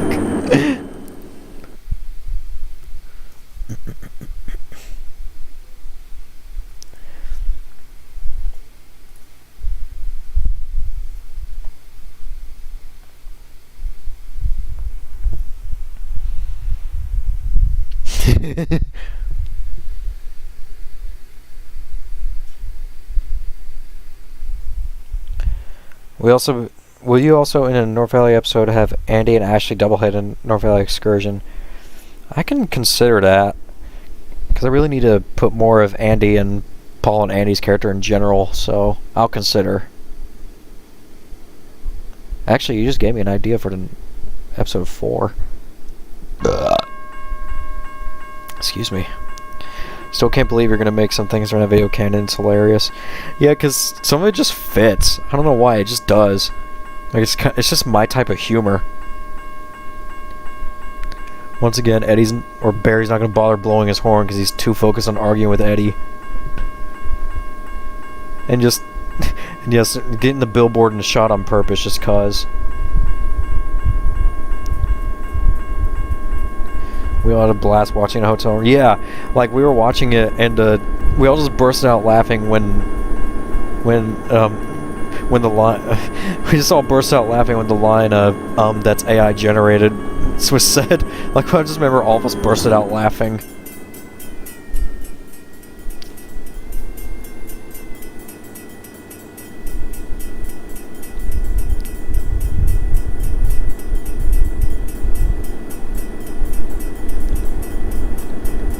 You are the bozo. You are the bozo. No, I'm not. You are. Hey, hey, no one calls me a bozo. Ya bozo. Like, that's exactly the kind of thing Eddie and Barry will probably argue about, is the fact that Eddie called Barry a bozo, and Barry's like, hey, no one calls me a bozo. Ya bozo. Funny thing is, I almost changed that line as I thought it didn't fit. Hey, no one calls me a bozo. Ya bozo. North Valley is here to stay, yay. The Santa train chase was a drug trip. I mean, yeah, the chase itself was kind of hard, but the prelude to the chase, like when we were all in Kentucky, was a really good time. Oh boy, they're about to pass Krakensville now. Krakens is about to watch this contest go by, and then all Krakens is just going to hear is just two idiots yelling at each other just because they don't like each other.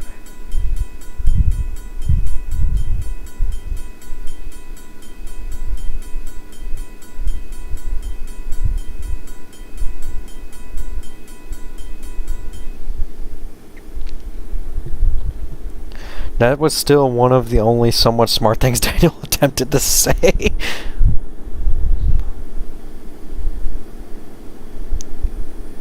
Passing Krakensville. Old man Krakens is just witnessing just the argument express. I got money on the pickle guy. I got money on the pickle guy.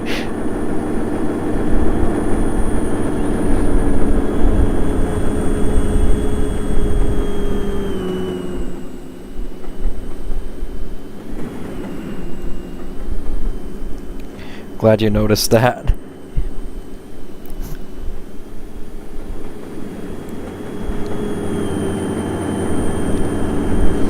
I'm already imagining this IRL. Legit. Like, imagine actually seeing this consist in real life. You get a Fairbanks Morse Trainmaster leading, a Norfolk Southern SD40-2 in the middle, and a Seaward Coastline SD45-2 in third. And all you just hear is both of them just screaming at each other, and the middle one just keeps screaming WAAAA. And that caboose reeks of gunpowder. Eddie yelling about how good Seaboard is. When I drew Krakensville, I actually overlaid it on an image and drew it. Oh, that's really cool.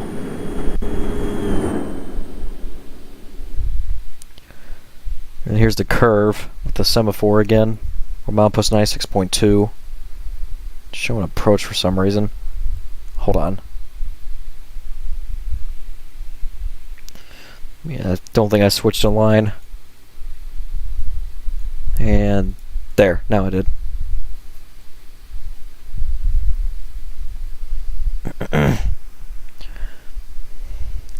And back to here. What's a character you want to add to the series but can't due to model limitations and the model not existing anywhere? Actually, I don't know. And Lenny throws Molotovs out of his cab like that's a normal thing for him. Literally. Though realistically, a Molotov will shatter upon impact, but oh well. I guess for plot convenience reasons, those Molotovs were like hardened for some reason. I feel like Nicholas has kind of ruined the look of NS Trainz for me now. Yeah, I can kind of see why. I mean, even though I rail fan NS, but oh well. I can separate them somehow.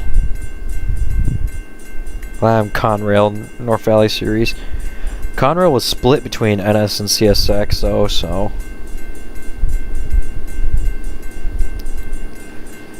And, yeah. Because Railfan Railroad posted an article saying an article that North Valley is better than Rosenheim Valley. Good question, that didn't cross my head.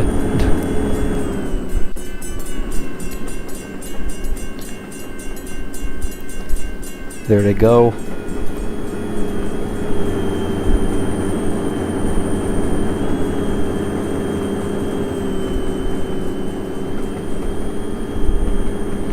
For glory of motherland. Since when do you carry Molotovs in your cab, Lenny? Since always! I love the Vlad voice.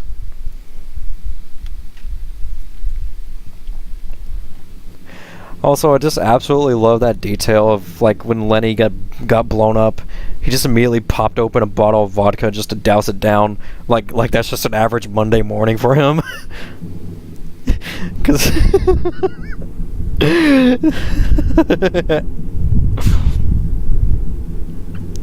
No one calls me a bozo, ya bozo. I wish Lenny had more speaking lines in that special. That was so good. Vlad Russian voice equals Russian. Vlad voice equals Russian wise guy. Exactly, and I think that's literally the thing there. Is that the Vlad voice is just wise guy but Russian. I wonder if it was the same person who did the same voice sample of it. I don't know how they made text-to-speech voices back then. I just know that they used to, like, directly import someone's actual voice in and use computer software to generate voices that way. Lenny's one of my favorite characters. And then when Abby rescued him, there were 6 bottles of vodka on the ground. That implies that Lenny probably got himself blackout drunk just to forget about what happened. Well, then again, Lenny's most likely immune to the effects of vodka, so... Or realistically, Lenny literally runs on vodka. That would be funny. He'd probably scream his cab off. Yeah, actually, realistically, Lenny, or uncanonically, but canonically, Lenny runs on vodka, so he's likely just immune to the effects of vodka. I originally planned for him to be one of the holding the one holding Nicholas in place at the end of the fight, but I decided it would have been more complete if Matt and Eddie worked together. Literally, like, the two characters that clash at each other the most are the ones that actually hold their ground. I love that detail. Also, Lenny would be playing a good role in the next Michigan Boys episode, yes.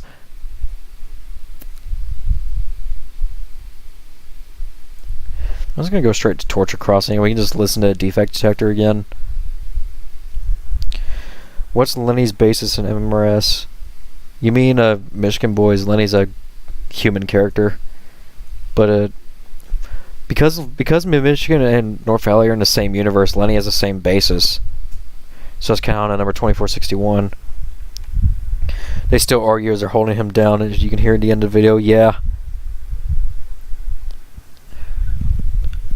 Not X Seaboard. Not X Seaboard. I love that nerd voice. That voice is so funny. I didn't realize how much it would fit for Eddie. Like, because originally, the Michigan Boys, Eddie was just gonna have the Eric voice, but then I guess the nerd voice would fit him more now. Not X Seaboard. Not X Seaboard.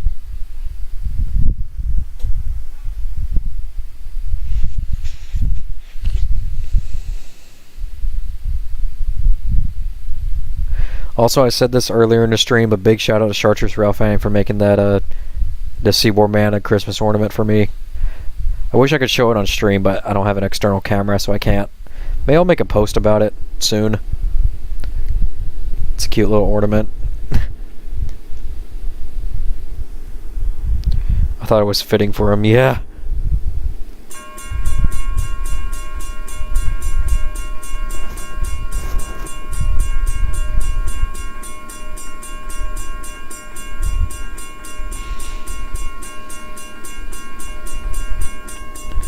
Russian decapod. You're very welcome, it was fun to make. Yeah. Also, his face is just funny.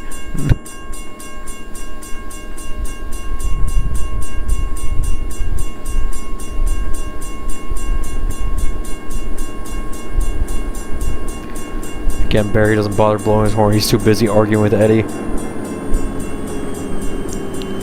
And let's hear what the defect detector says. Like they'll listen because they're, again, too busy arguing. Here they come. And there goes the gunpowder caboose. Detector milepost 98.2. No defects.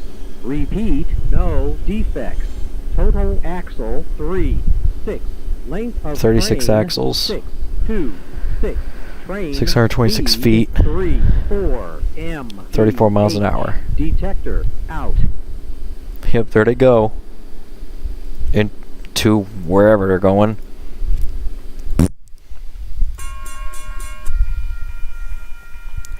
Should make a post on a notebook page, full of everyone's drawings of Eddie. Yeah. So, like, at the end of our Santa train chase, we all went back to Spartanburg, and the day before the day that everyone was supposed to leave, we went to eat at a Mexican restaurant, and we decided for our last thing to do together, Abby brought out her notebook, and we all just drew Eddie together, just on one paper. Like, Damon drew, like, Go Animate Eddie, and then, like, Jake drew, like, Eddie's bases, and everyone else did too. I don't know, it was pretty good. And then, like, just the only one who didn't was Gavin. He just drew a Southern Malay, and I thought that was kind of funny. Like, there's just a random Southern Malay in that picture book.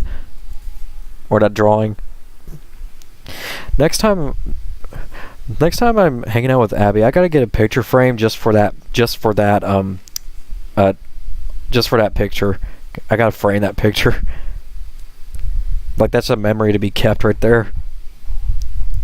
It was such a good time.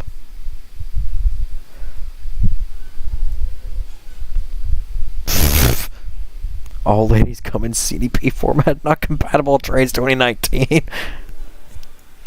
That was peak for real. The entire trip was pretty fun as it was. Yeah. I mean, I had a good time. The chase was pretty hard, but I still had a good time. And hopefully next time we get together, you know, we can just stay local and just kind of just hang around in the Carolinas. Not really go anywhere too major. Just be together. Maybe.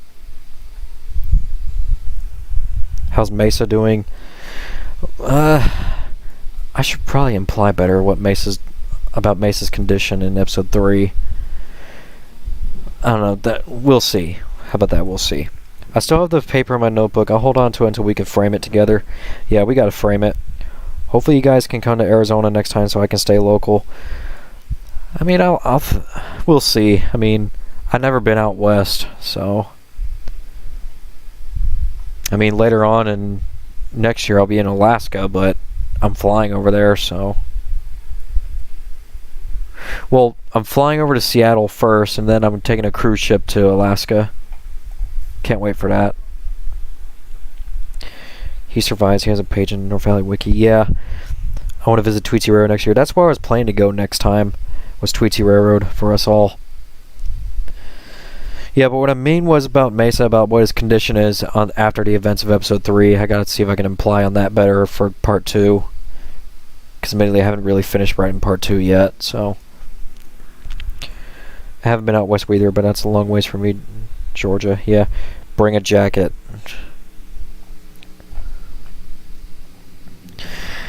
Yep.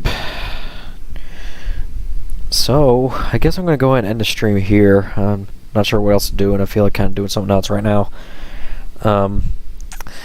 But this is a nice little comeback to the Trainz and Chatting stream, so thank you all for joining in on the stream and chatting along. Hope to do more of these if my computer won't yell at me for the memory, but I'm so honored you ran my conscience. Yeah, I mean, just once again,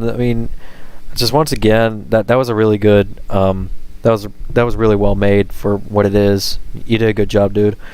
So I will the only